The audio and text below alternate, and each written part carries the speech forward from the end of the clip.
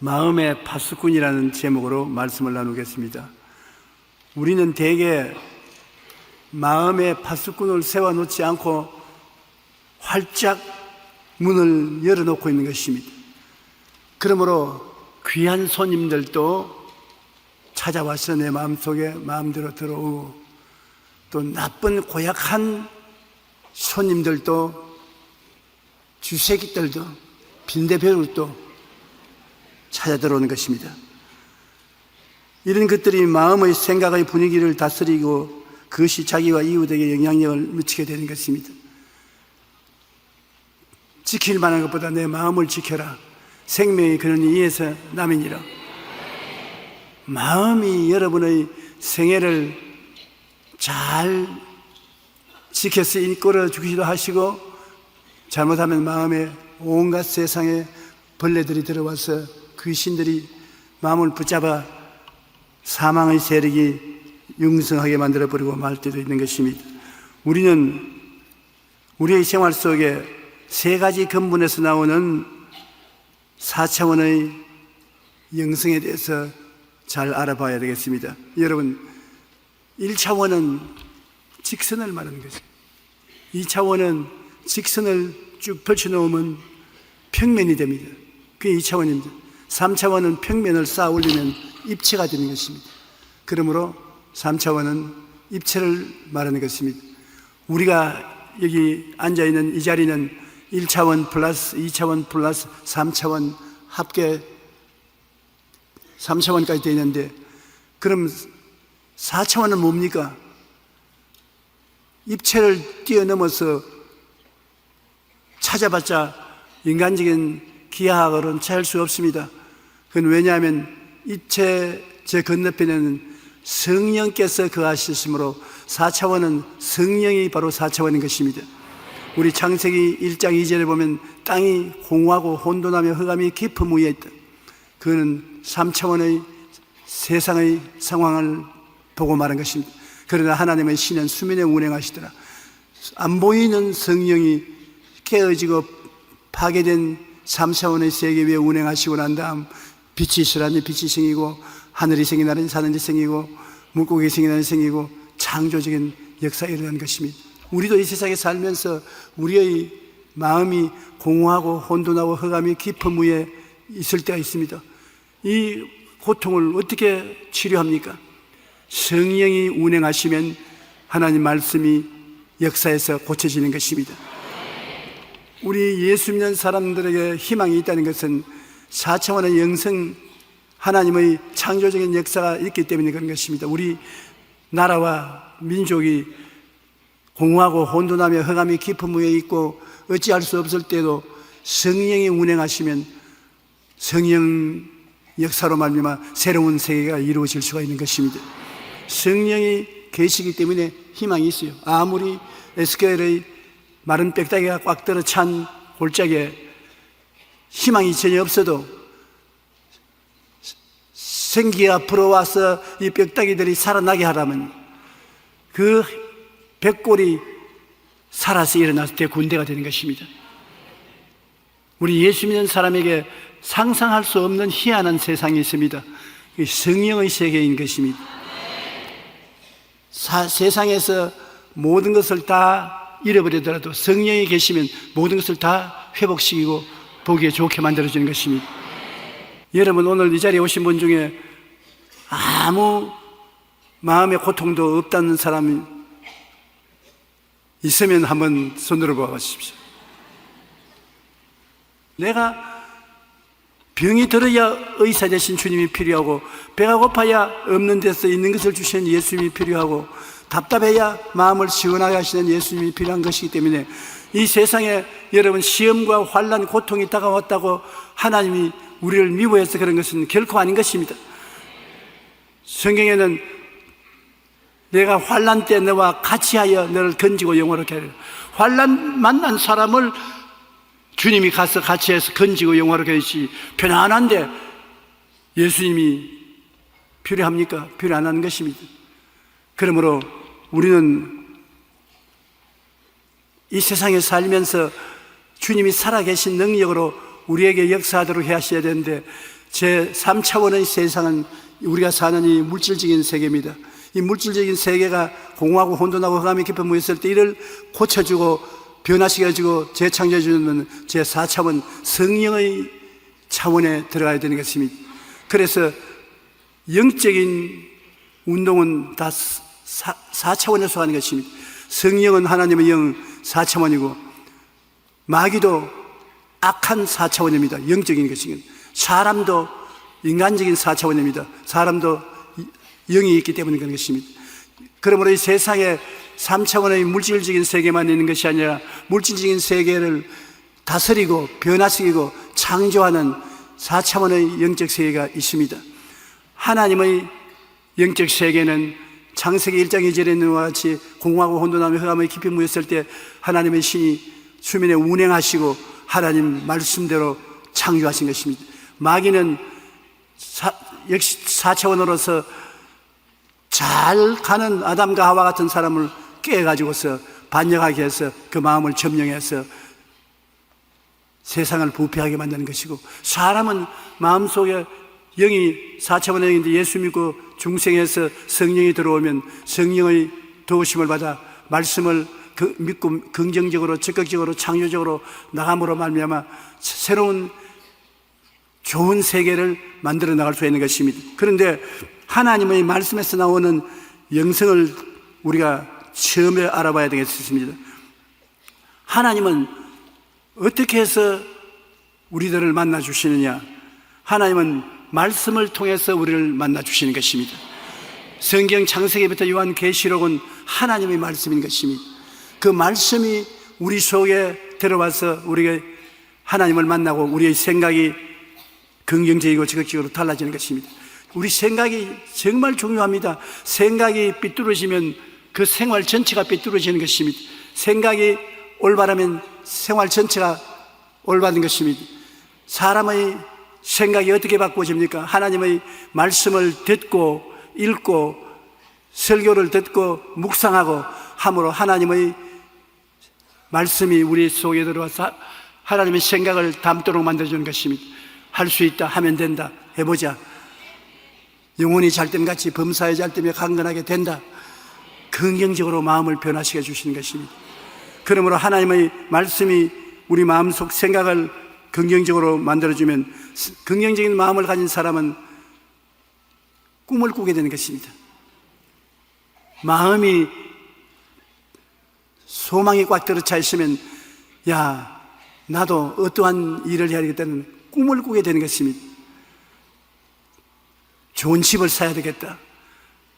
구멍가게를 내야 되겠다. 회사에 들어가야 되겠다. 뭐 의사가 되겠다. 간호사가 되겠다. 모든 사람 마음속에 꿈이 생겨나는 것은 생각이 있기 때문에 그런 것입니다. 아무 생각도 안 하고 벌리고 있는 사람은 꿈을 꾸지 못해요. 그러나 여러분 마음속에 성경을 통해서 생각이 들어오게 되면 그 생각이 여러분을 도와서 꿈을 꾸게 되는 것입니다.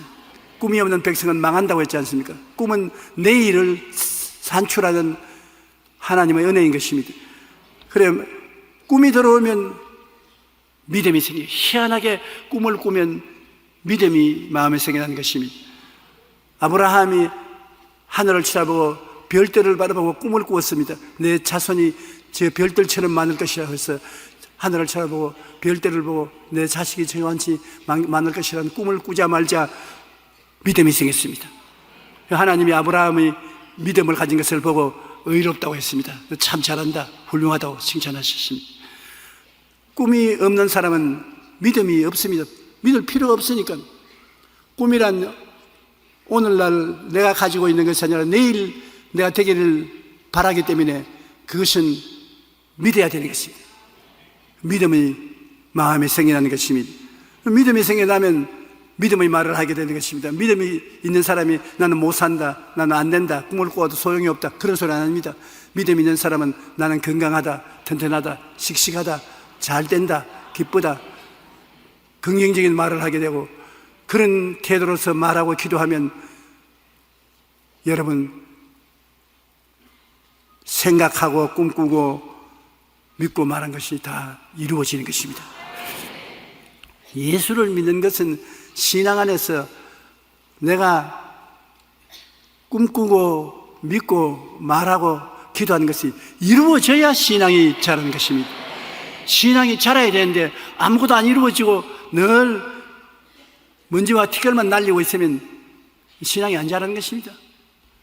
오늘날 여러분 이 해가 지나기 전에 마음의 꿈을 가지고 그 꿈이 이루어지는 모습을 체험하고 새해에는 더 큰 꿈을 가지고 나갈 수 있는 여러분이 되시면 좋겠습니다.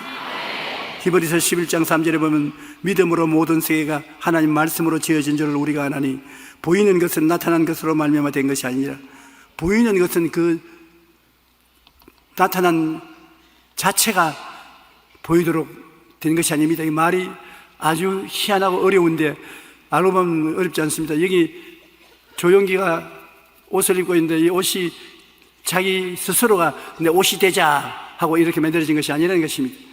이 옷은 배우에 옷을 짠 사람이 있어서 이것을 짜서 내보냈기 때문에 현실에 내가 이 옷을 입는 것 같은 것입니다. 온 세계 만 가지 물건은 저희 스스로가 된 것이 아니라 배우에 하나님이 말씀을 주시기 때문에 된 것인 것입니다. 그러므로 보이는 것은 안 보이는 말씀에 의해서 이루어진 것입니다.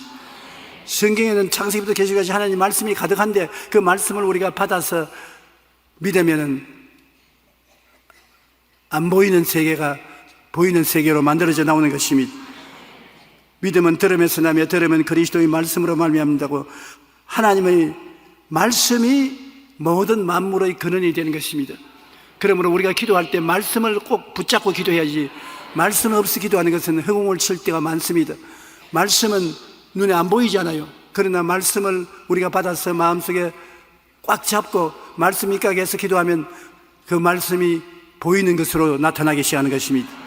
하나님의 말씀에서 오는 영성, 하나님 말씀을 우리가 묵상하고 읽고 해서 마음이 바꾸어지고 꿈이 생기고 믿음이 생기고 믿음의 말을 하고 기적이 일어난 것을 꼭 여러분이 알아야 되는 것입니다. 한번 따라 말씀해 주십시오. 하나님의 말씀, 내 생각이 달라지며 생각이 꿈을 만들고 꿈은 믿음을 낳고 믿음은 긍정적인 말을 하게 하고 축복의 기적이 생긴다. 하나님 말씀을 생각하면 말씀은 인간 생각을 초월해서 무궁무진하게 긍정적인 생각을 지고 긍정적인 생각을 가지면 꿈을 꾸게 되고 꿈을 꾸게 되면 믿게 되고 믿게 되면 내 믿은 대로 될지어다 긍정적인 말을 하게 되고 기적이 일어나게 되는 것입니다. 우리는 언제나 마음속에 꿈을 꾸며 살아야 됩니다. 제가 여러분에게 늘 말하는 것처럼 저는 저희 마음속에 늘 꿈을 꾸고 있어요. 오늘 또 내가 기도를 하는데 하나님 성령께서 저희 마음속에 내 꿈이 뭐냐, 내가 지금까지 살아온 모든 꿈은 다 이루어졌으니까 더 꿀 꿈이 필요 없고 제가 꿈을 꾸는 것은 병들지 말고 100세 동안 강건하여 복음을 전하게 해 주십시오. 예수님이 십자가에 못 박혀 내 죄와 불의, 추악과 저주, 절망과 죽음을 대신 짊어지심으로 예수님 은혜에 의지하면 무엇인지 할 수 있습니다. 그러므로 예수님 십자가를 바라보고 구체적인 꿈은 내가 금시 말씀드린 것처럼 100세까지 무병장수하여 복음을 온천하여 다시 증가하고 싶습니다.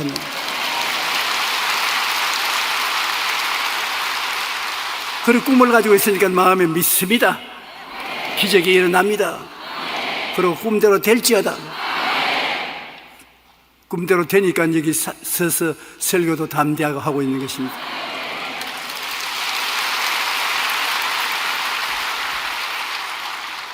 여러분, 하나님께서는 여러분이 평안하고 재앙이 아니고 희망을 가지고 살기를 원하시는 것입니다. 우리 하나님은 좋은 하나님인 것입니다. 그러므로 오늘 이 시간에 하나님 말씀을 듣고 생각을 바꿔야 되는 것입니다. 생각의 부정적인 생각이 들어오고 마귀 새끼가 들어와서 있으면 안 됩니다. 못 산다, 안 된다, 할 수 없다, 난 불행하다, 이런 생각이 들어오면 처참하게 파괴되는 것입니다.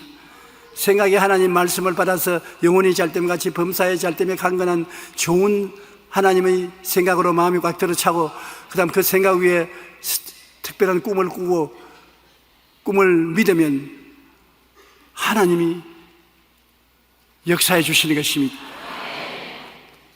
하나님은 4차원인데 4차원이 물질적인 세계와 연결하는 것이 생각을 통하여 연결하고, 꿈을 통하여 연결하고, 믿음을 통하여 연결하고, 입술의 고백을 통하여 연결하는 것입니다.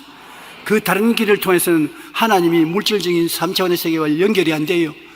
물질적인 세계와 하나님의 영적인 세계가 서로 만나서 역사가 일어나는 것이 생각이요, 꿈이요, 믿음이요, 입술의 고백인 것입니다. 그러므로 생각이 하나님 생각과 같이 긍정적이고 적극적이 되면 하나님을 만나는 것입니다. 생각 속에 내일의 아름다운 꿈을 꾸고 꿈을 의지하면 하나님을 만나는 것입니다. 믿으면 하나님이 얼씨구나 좋다, 내 친구 있다, 하나님 거기 오셔서 함께 믿어주는 것입니다. 입술로 고백을 하면 하나님은 나도 말씀을 주어서 오늘 성경이 되어 있지 않느냐, 너도 말씀을 하니 내가 같이 역사하겠다. 그래서 4차원의 하나님께서는 우리가 4차원의 영성을 개발 발전시키면 그 가운데서 기적으로 나타나게 되는 것입니다. 그런데 우리가 조심해야 될 것은 마귀의 영성을 가지고 우리에게 다가올 때 있습니다. 마귀는 우리를 유혹하죠. 바라봄의 법칙을 통해서 보지 말아야 될 것을 보게 유혹하는 것입니다. 어느 어린아이가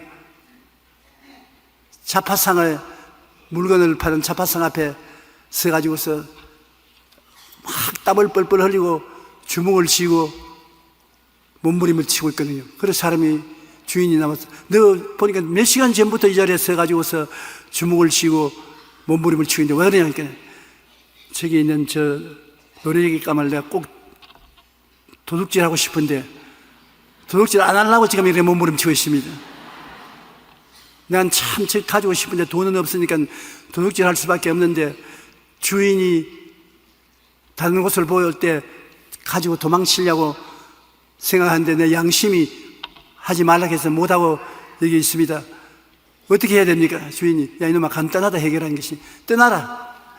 그 물건 앞에 서가지고서 자꾸 바라보고 있으니까 네가 끌려 고통을 당하지. 떠나버리면 괜찮다.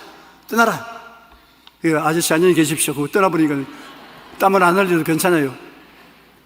바라봄의 법칙, 내가 보지 말아야 될 것은 술집 앞에 나가서 술 병들을 바라보면서 술 안 마셔야지 하고 고민하는 것은 소용이 없습니다.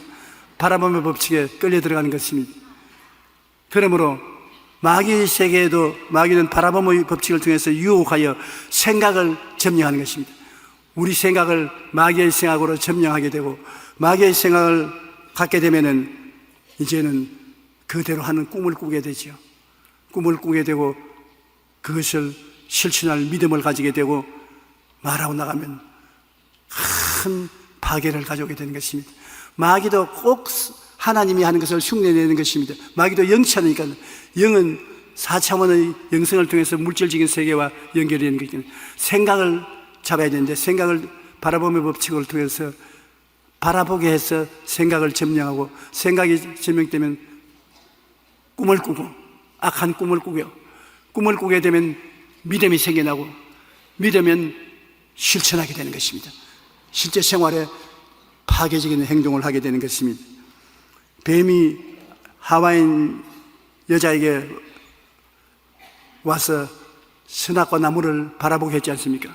그러고 난 다음 말하기를, 너희가 결코 죽지 아니하리라. 너는 그것을 먹는 날에는 너희 눈이 밝아져 하나님과 같이 되어 선악을 알 줄을 하나님이 아심이라. 먹으면 하나님처럼 된다. 꿈을 꾸게 만들었으면 하나님처럼 되어서 하나님과 동등하게 사는 것이 얼마나 좋으냐. 그런 잘못된 꿈을 꾸게 되고, 그 꿈을 계속 가지고 있으니까 믿음이 생겨나서 따먹고 남편에게도 주고 타락하는 것입니다. 모든 잘못은 먼저 마음속에서 꿈을 꾸고 믿고 실행함으로 말미암아 그것이 우리 생활 속에 나타나게 되는 것입니다. 근신하라 깨어라 너희 대적마귀가 우는 사자같이 두루다니며 삼킬 자를 찾나니 너희는 믿음을 굳건하여 그를 대적하라고 성경이 말했는데, 우리는 마귀를 대적해야 되는 것입니다. 마귀가 우리를 바라봄의 법칙을 통해서 보지 말아야 될 것을 보도록 유혹을 하면은 그 유혹에서 떠나가야 되는 것입니다. 도망을 쳐야 되는 것입니다. 서서 이기지 못합니다. 마음속에 잘못된 꿈과 환상을 가지고 있으면 그것을 시행할 잘못된 믿음이 마음에 들어오는 것입니다. 잘못된 믿음이 들어오면 그대로 마음에 말을 하고 실천을 하면 파괴가 다가오게 되는 것입니다. 마귀에서 나오는 어두움의 영성도 있다는 것을 여러분 알아야 되는 것입니다. 근데 사람도 영이니까 인간적인 4차원이 역사할 수도 있는 것입니다. 잘 사는 민족은 어떠한 민족이냐? 그 국민성이 그들이 다 우리는 잘 살 수 있다, 우리는 내일은 오늘보다 다음 달은 금년보다 나아진다는 긍정적인 생각을 가지고 잘 살 수 있는 꿈을 꾸는 사람인 것입니다. 그리고 그것을 믿고 서로 격려하면 그러한 개인과 민족은 잘 되는 것입니다. 모든 사람들이 다 한국이 어떻게 선진국 대열에서 들어올수록 신속한 시일 내에 발전을 했냐고 말하는데, 한국이 그렇게 발전할 수 있는 이유가 환경에 쓰는 것이 아니라 마음속에서 4차원의 영성을 개발시켜서 된 것인 것입니다. 한국 사람들에게 새로 살 수 있다는 세계를 열어준 것은 새마을 운동인 것입니다. 새마을 운동을 통해서 한국 사람들은 할 수 있다, 하면 된다, 해보자, 생각이 달라진 것입니다. 옛날에 한국 사람들은 다 못한다고 그랬습니다. 한국 사람은 게으르고 머리가 나쁘고 할 수 없다고 그렇게 생각하는 것입니다. 우리는 팔자에 어떻게 뭘 잘 살겠느냐, 얻어먹는 팔자밖에 안 될 것이다, 늘 그렇게 생각해서 중국을 대국이라고 말하고 일본에 늘 손 내밀어서 국을 우리는 포기하고만 인생이 되는 것입니다. 거기에 새마을 운동이 일어난 것입니다. 새마을 운동이 일어난 것 동시에 기독교회가 크게 부흥한 것입니다. 새마을 운동과 교회가 크게 부흥되어서 예수를 믿는 사람들이 대거 새마을 운동의 지도자가 되어서 마음이 새로워지는 것입니다. 할 수 있다, 하면 되면 해보자. 새벽종이 울리고 지붕도 고치고 화장실도 고치고 자동차 길도 넓히고 이래서 마음의 꿈을 꾸고 꿈을 이루어지도록 믿었습니다. 꿈을 꾸고 믿고 말하게 되니까 하나님 성령께서 역사해 주셔서 순식간에 우리가 이렇게 발전하고 장성하게 된 것입니다. 오늘날 또 세계 어느 나라에 가시나 못 사는 민족을 잘 살게 하려면 마음의 생각을 바꿔야 되는 것입니다. 생각을 바꾸고 꿈을 심어주고 믿음을 갖게 되고 입술로 고백하게 되면 성령의 역사함으로 순식간에 나라가 잘 살게 되는 것입니다. 아무리 인간적인 힘을 써서 다른 것으로 도와주려고 해도 안 되는 것입니다. 생각이 변화되지 아니하면 안 되는데 그것이 교육인 것입니다. 교육을 통해서 생각이 긍정적이 되어야 되는 것입니다. 저는 새마을 운동에 깊이 개입한 사람 중에 한 사람인 것입니다. 그때 박정희 대통령께서 저를 불러가지고서 조 목사 생각은 어때? 우리 한국에 이렇게 후진되어 있는데 이 국민들이 우리도 잘 살 수 있다고 자부심을 가질 수 있게 어떻게 하면 되겠나? 내가 아주 쉽습니다. 어떻게 우리나라에서 정부에서 돈을 좀 많이 빌려와 가지고서 지붕도 고쳐라, 수도도 놓아라, 길도 넓혀라, 그렇게 하면 되지 않습니까? 사람 놀리지 말라고 그런 소리를 하는 거예요. 어떻게 그 돈을 다 우리가 감당하냐고. 그러면 쉽게 되는 것 가르쳐 드릴까요? 그럼 말해봐라. 예수를 믿게 하는 것입니다.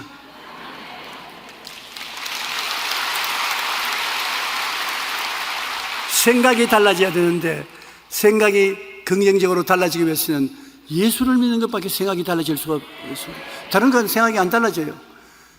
그러니까 큰일 날 소리 한다고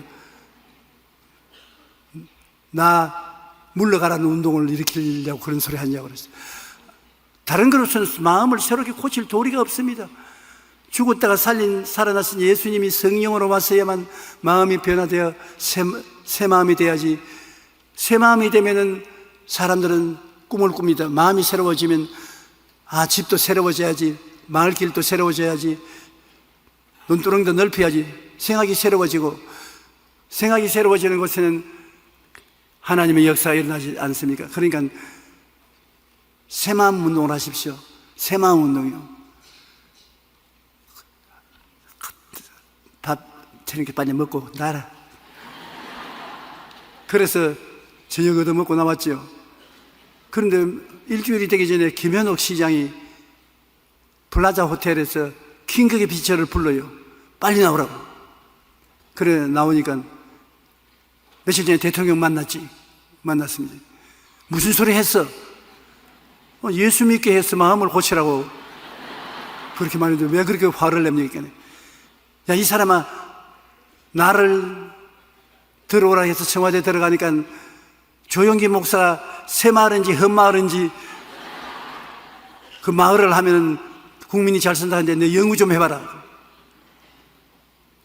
내가 새 마을인지 헌 마을인지 내가 어떻게 알아, 조 목사. 그러니까 먼저 예수를 믿어야 알지. 예수를 안 믿었으니까 새 마음인지 헌 마음인지 알 수가 있나요?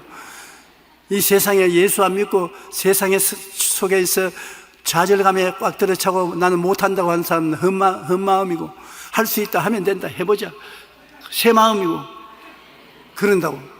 그러면 이 전부 예수쟁이 운동 아니에요? 물론 잘 사는 건 다 예수쟁이 운동이 돼야 잘 사지, 잘 못 산다고. 그래, 그 과정에 왔다 갔다 하는 그런 말을 통해서 나중에는 새 마음, 헌 마음이 아니고 새 마을 운동으로 마을로 바꾸었었습니다.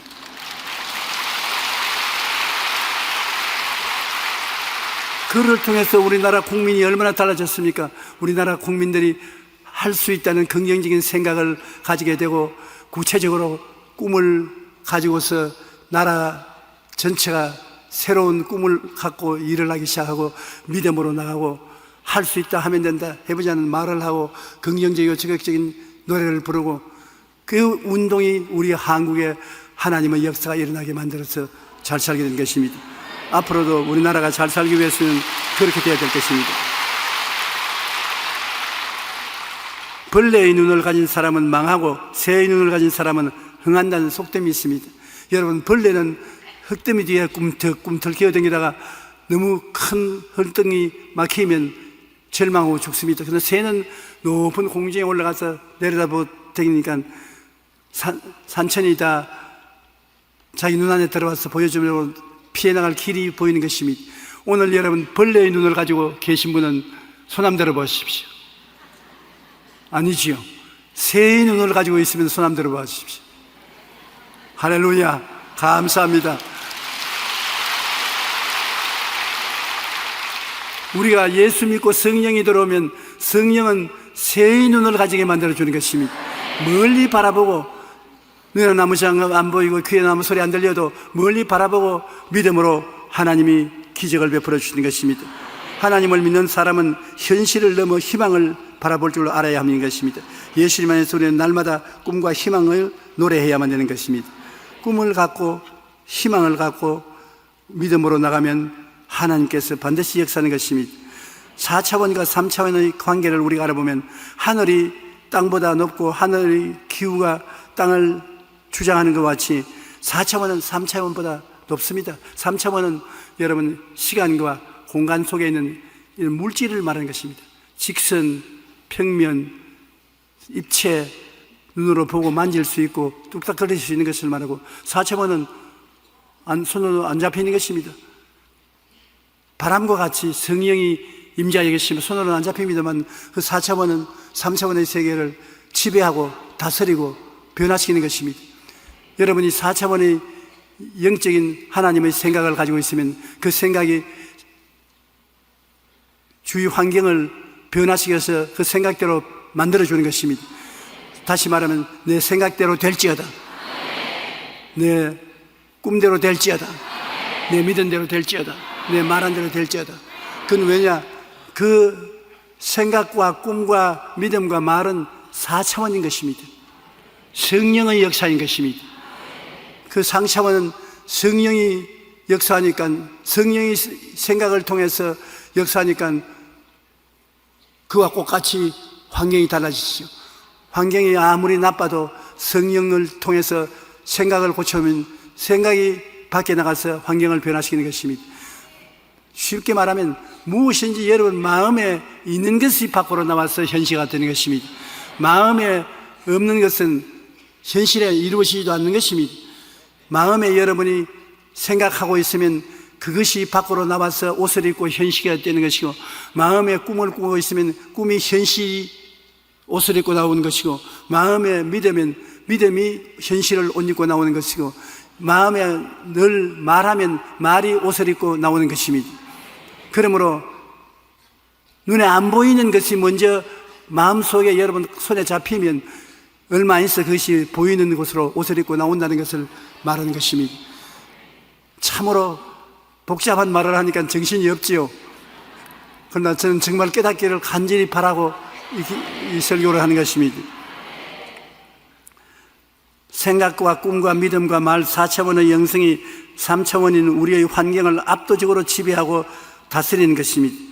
4차원의 영성으로 우리가 끈기 있게 기도하면 3차원은 우리 생활의 주변이 다 변화되어 잘 되어가는 것을 말하는 것입니다.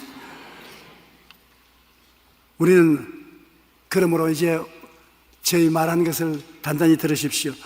우리 생각을 바꿉시다. 우리의 생각이 세상에 떠돌아다니는 생각 말고 우리가 하나님 말씀을 읽어서 말씀이 우리 생각을 바꾸도록 해야 되는 것입니다. 말씀이 예수 믿어 죄사함을 받는다는 것을 가르치니까 우리 생각이 용서받는 생각으로 꽉 들어차야 되고, 허물을 없애고 거룩하게 되는 말씀이 있으니 그걸 믿고 허물에서 용서함 받았다는 마음을 가져야 되고, 제가 채찍에 맞음으로 내 병이 나았다고 말하니까 어떤 병이 들었어도 나은 생각으로 마음을 바꾸고 먹어야 되고, 저주에서 해방시켜 하는 일마다 성공한다고 말하니 그 말씀을 우리가 받아들여서 성공한다는 생각을 꽉 마음에 받아들여야 되고, 죽어도 영원히 산다는 영생의 약속을 마음속에 받아들여서 마음의 생각이 하나님이 주시는 십자가 구원의 생각으로 채워놓으면 그것이 성령의 능력으로 여러분 생활 속에 이루어진다는 것입니다. 그러므로 여러분의 마음의 생각이 하나님 말씀을 통해서 달라져야 여러분의 생활이 달라집니다. 성경에 보면 요한복음 1장 1절에 태초에 말씀이 계시니라, 이 말씀이 하나님과 함께 하시니 이 말씀은 곧 하나님이라. 말씀이 하나님인 것입니다. 그 말씀을 받아들여서 마음이 변화되면 여러분이 하나님과 동행하게 되는 것이죠. 우리 가운데 역사하시는 능력대로 우리가 구하는 것이나 생각하는 모든 것에 더 넘치도록 능히하실리. 우리가 구하는 것이나 생각하고 있는 구하는 것이나 생각하는 것에 넘치도록 하나님은 능히해 주신다고 말하는 것입니다. 마음의 생각을 성경을 통해서 바꾸어야 되고, 둘째 번에는 마음에 따라 생겨나는 생각과 소원이 구체적으로 꿈을 꾸어야 되는 것입니다. 그냥 생각은 긍정적이지만은 구체적인 꿈은 여러분이 구체적으로 소원하는 것을 이루어야 되는 것입니다. 구체적으로 무엇을 소원합니까, 여러분? 자동차를 사고 싶습니까? 구체적으로 소원하십시오. 노트에 적으면서 소원하십시오. 전셋집에 들어가고 싶습니까? 그 전셋집을 구체적으로 그려놓고 소원하십시오. 공부를 하고 싶습니까? 하고 싶은 과목을 분명히 정하고 마음이 그렇게 변화시십시오. 생각만 가지고도 되는데 그에 보태어서 꿈을 가지고 있으면 얼마나 놀랍습니까? 요셉은 12아들들 중에 11째 아들인데 형제들은 다 노는 것, 양치는 것만 하고 있었는데 요셉은 꿈을 꾸었었습니다. 무슨 꿈을 꿨냐? 온 형제들이 자기에게 무릎을 꿇어 절하고 아버지 어머니조차 자기 앞에 엎드려서 절하는 장면을 꿈을 꾸었었습니다. 그 꿈을 꾼다고 미친놈이라고 형제들이 잡아서 애굽으로 팔아먹었지만은 나중에 요셉이 애굽의 국무총리가 되고 그 꿈꾼 것이 하나도 없이 다 이루어진 것입니다. 꿈 같은 소리지만 꿈을 꾸십시오. 여러분이 생각이 달라졌기 때문에 진리를 알므로 이제 꿈을 꿀 수 있는 힘이 있습니다.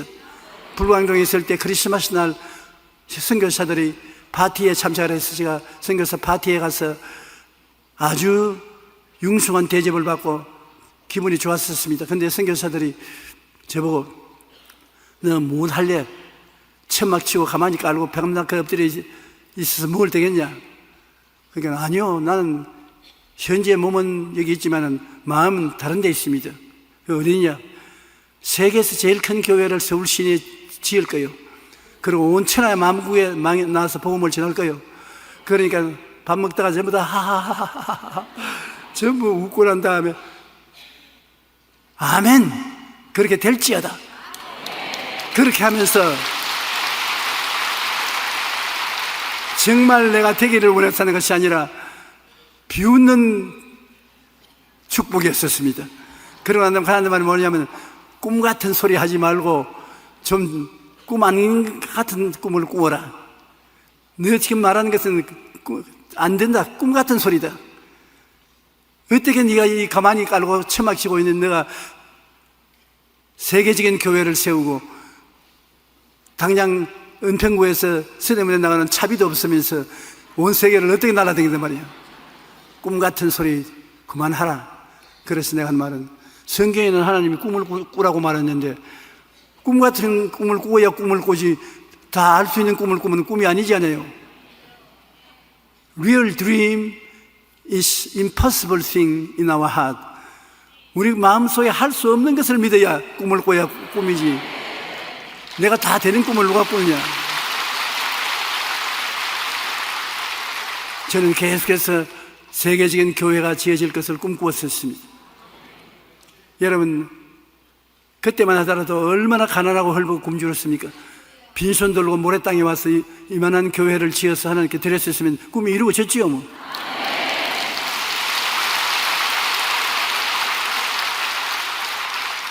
그리고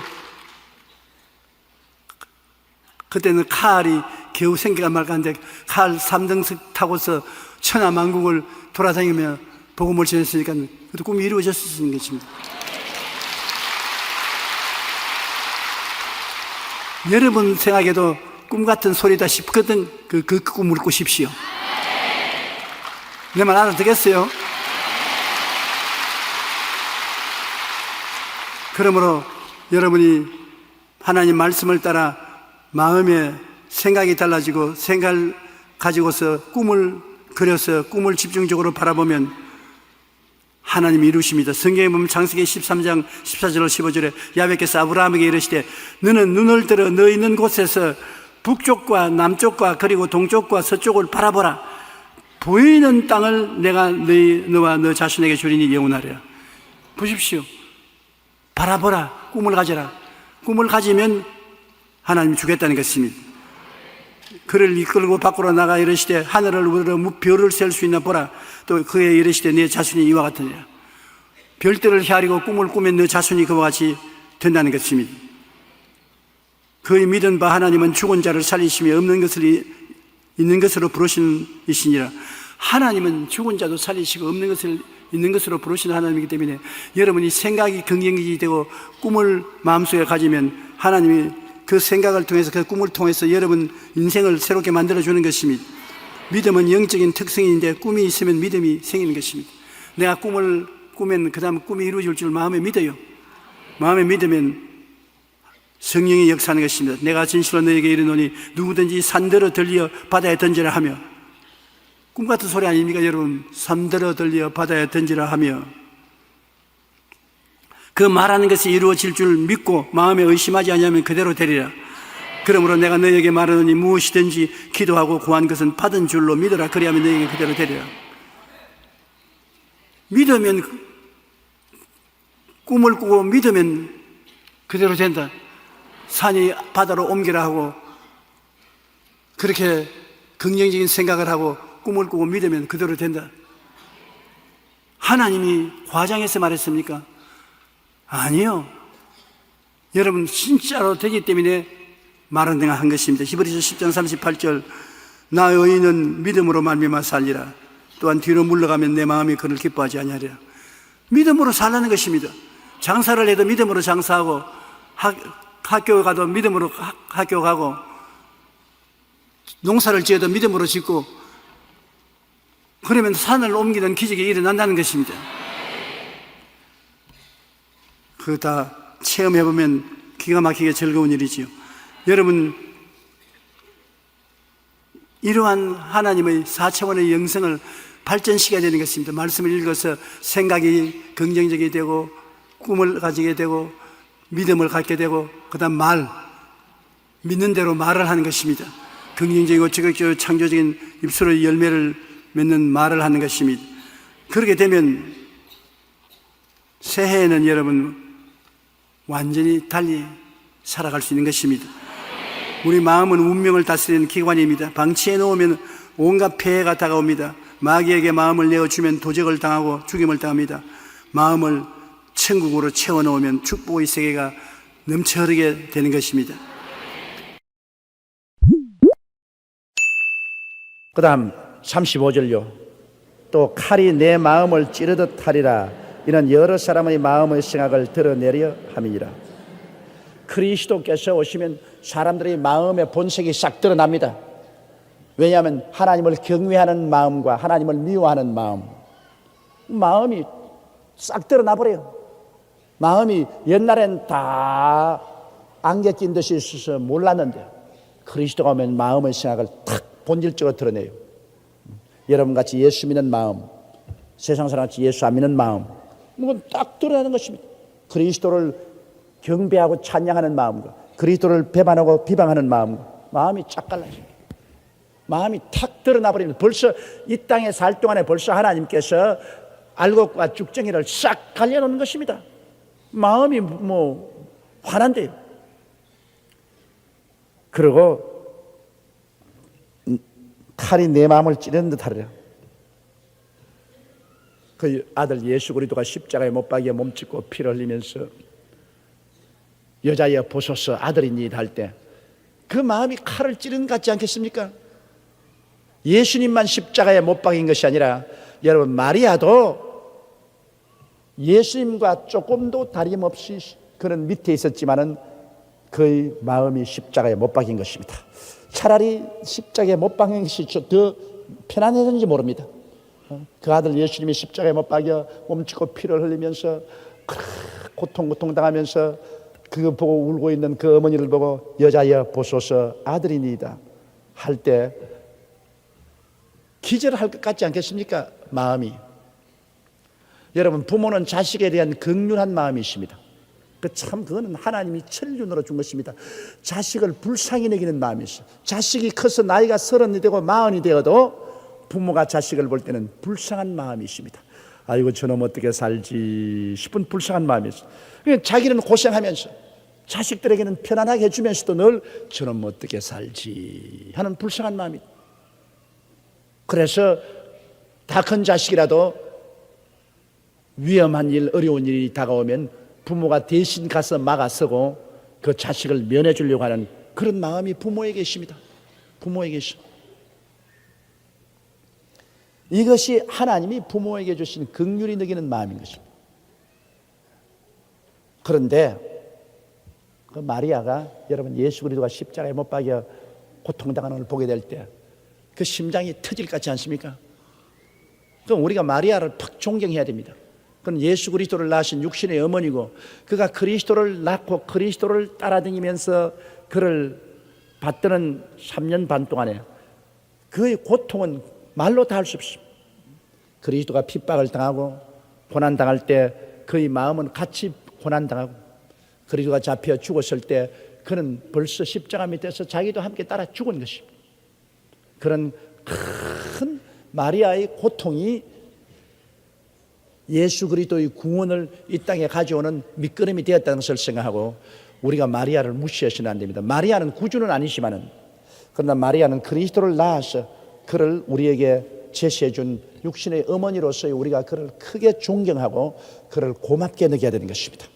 이러므로 신교에서는 마리아를 너무 무시하는 죄가 많고 또 구교에서는 이건 예수 제껴놓고 그만 마리아를 막 구주로 올려 앉힌다. 이건 또 앞뒤가 거꾸로 되어버리고 말았어요. 그 미국에는 그런 말이 있습니다. 어린애기를 낳아서 어린애기를 목욕을 하고 난 다음에 어린애기는 물은 방 안에 두고 애기를 갖다가 물 대신 부어버린다. 애기를 씻어놓고 난 다음에 애기는 물 대신 부어버리고 물만 떡 갖다 놓아요. 이런 거꾸로 되는 일을 하면 안 됩니다. 가톨릭에도 마리아를 극히 존경하되 그러나 예수 그리스도가 구주인 것을 단호하게 중심에 세워야 되어서 예수님을 섬겨야 되는데요. 거기에는 예수님은 제껴버리고 마리아를 섬기고 있어요. 신교회는 예수 그리스도를 지극히 하나님의 아들로 구주로 존경하지만 마리아는 막 완전히 무시해버립니다. 완전히 무시해버려요. 그런데 무시하면 안 돼요. 마리아는 우리가 지극히 존경하고 사랑해야 될 것이다. 그러나 구주는 아닙니다. 그러나 구주를 모시고 온 분이니까 얼마나 고맙지 않아요? 할렐루야. 그러므로 여러분 마리아를 감사하고 마리아에 대해서 우리가 하나님께 찬양을 해야 될 것입니다. 그 다음 36절요. 또 아셀 지파 바누엘의 딸 안나라 하는 선지자가 있어 나이 매우 늙었더라. 그가 출가한 후 7해 동안 남편과 함께 살다가 37절요. 과부된 지 84년이라 이 사람이 성전을 떠나지 아니하고 주야에 금식하며 기도함으로 섬기더니. 자, 여기 아셀 지파 바누엘의 딸 안나라는 여자 선지자가 있었는데 나이 매우 늙었더라 했는데 매우 정도가 아닙니다. 매우 늙었습니다. 그건 왜냐 하면 우리 한번 계산해 봅시다. 그가 출가한 후 7해 동안 남편과 살았다. 그 출가한 데만 일찌감치 출가했다고 합시다. 일찍이. 아무리 일찍이 출가해도 한 17살쯤 됐지 않겠습니까? 그렇죠? 그럼 17살에 출가했다고 말했습니다. 그러면 남편하고 7년 살았으니까 그러면 27이 14 하니까 24살에 과부됐다고 합시다. 24살에 과부돼 가지고서 84년을 있었으니까 그러니까 얼마입니까? 108살이요. 108살. 그러니까 이 할머니는 어마어마하게 나이를 많이 잡수신 분이에요. 108살이. 그런데 84년 동안 그는 성전을 떠나지 아니하고 성전에서 늘 살아. 그냥 유지할 데 없으니까 성전에서 살고 기도로서 살고. 그러니까 성령이 충만하고 선지자가 안 될 수가 없는 것입니다. 야, 참 오래오래서 108살이 되어도 정정해서 성전에 와 있습니다. 그래서 이 사람이 성전을 떠나지 아니하고 주야에 금식하며 기도함으로 쓰기다. 금식하며 기도하면서 하나님을 섬기니까 건강하죠. 왜냐하면 여러분 기도하는 사람은 마음이 언제나 맑고 밝고 환함으로 그 마음의 스트레스에서 늘 해방되어 있기 때문에 몸이 건강할 수가 있는 것입니다. 남자가 여자보다 빨리 죽는 이유는 남자들은 세상 활동에서 너무 스트레스를 많이 받습니다. 이 사람이 스트레스를 받는 것이 그 육체가 파괴되는 근본 원인이 됩니다. 거기다가 남자는 생활전선에 나가서 여러 가지 생존 경제의 스트레스를 받을 뿐 아니라 거기에 보태어서 술을 또 먹어 술독이 되지, 담배를 피워 꿀뚝이 되지. 그러게 되니까 그 몸이 감당할 수가 없어요. 술은 여러 가지 심장병, 고혈압, 여러 가지 간병, 장병을 가져오지요. 그리고 담배 피우니까 그게 담배로 말미암아 다가오는 해독은 너무너무 큽니다. 담배는 폐암을 가져오죠, 위병을 가져오죠, 심장병 가져오죠, 간장병 가져오죠. 그러니까 스트레스에다가 그냥 술독, 담배독을 갖다가 같이 부어가지고서 너희 휘저어 놓으니까 빨리 죽을 수밖에. 그게 남자가 여자보다 언제나 빨리 죽는 거예요. 그래서 가만히 제가 목회하면서 보면은 홀로 된 여자들 수가 홀로 된 남자보다 압도적으로 많아.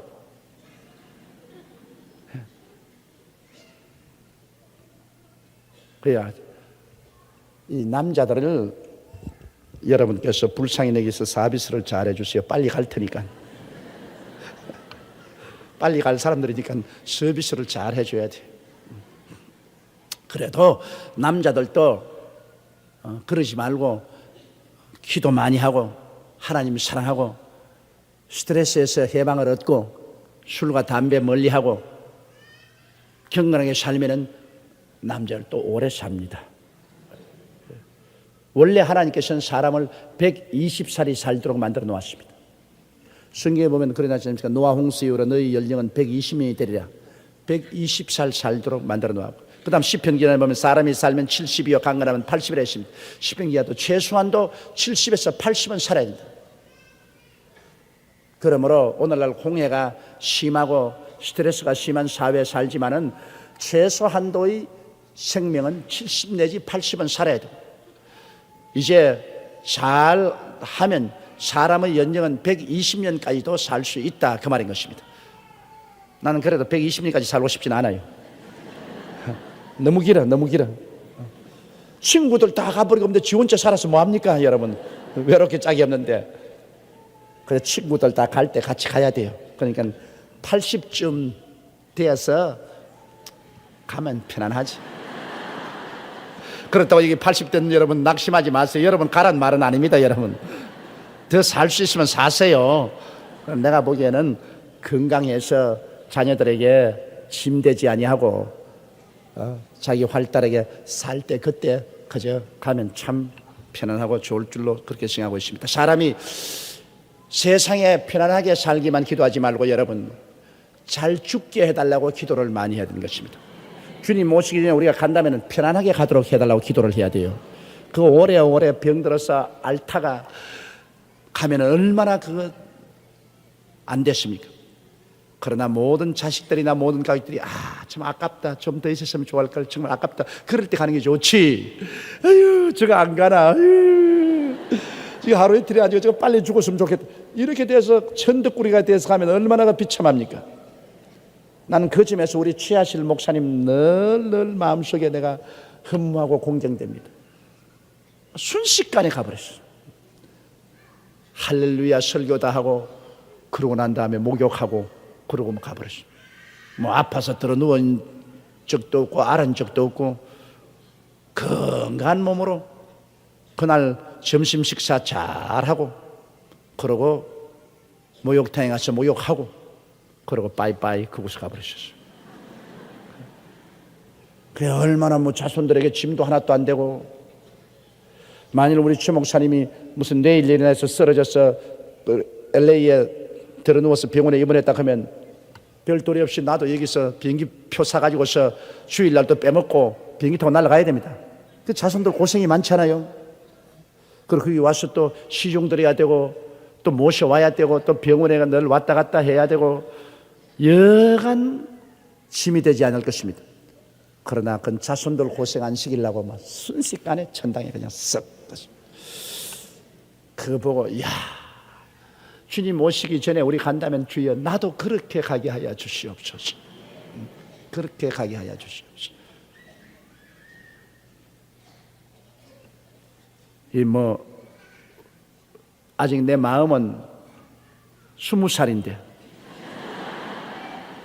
이제 벌써 죽음에 대한 이야기를 말하게 되니 참 기가 막힙니다. 내가 기가 막혀 말이 안 나와.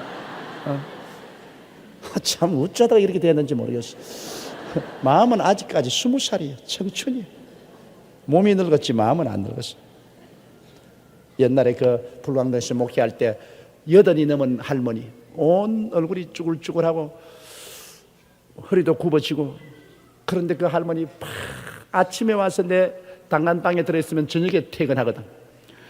그 딸이 고등학교 여선생이고 잘 살았는데 그 잘 사는 집에 있지 않고 우리 집에 오면, 왜냐하면 나는 복음을 전가하니까 그때는 사람이 너무너무 없어가지고서 그 할머니 오더라도 막 식사 대접을 하거든. 아유 할머니 오십니까? 그거 등을 두들겨주고 모시고 하니까 집에 가니 뭐 딸이나 손주들이 어떻게 말이나 걸어주나. 그 이 할머님이 막 아침에 출근하는 거라 내 방에 와서 출근해. 그 좁은 방에 한 평짜리 방입니다. 한 평짜리. 그게 할머니와 앉아있으면 내가 다시 운신을 할 수가 없어. 그래 너 딱 와서 나 왔어 그러면서 그러면 그 먹을 것도 없는데 아무렇게나 밀가루 반죽해서 먹는 내 밥 그걸 또 나눠 먹어야 돼. 또 나눠 먹어. 내가 할머니 나 옷 좀 갈아입어야 되겠는지 하면 내 돌아 앉아 있을게. 그러면 또 거기에서 또 따가라. 그렇게 지나다가 세월이 한 1년쯤 지나니까 그 할머님이 그냥 굉장히 나를 제일 처음에는 손주같이 좋아하다가 나중에는 애인같이 좋아했어, 나를. 그 하루 날 보고서, 저 전도사, 왜요 할머니? 나 늙고 얼굴 쭈글쭈글하다고 보기 싫지. 왜 보기 싫어요? 할머니 다 천당 백성인데. 나 말이야, 몸은 이렇게 늙고 쭈글쭈글해도 그러면 손을 이렇게 깍지었어. 마음은 약생이야.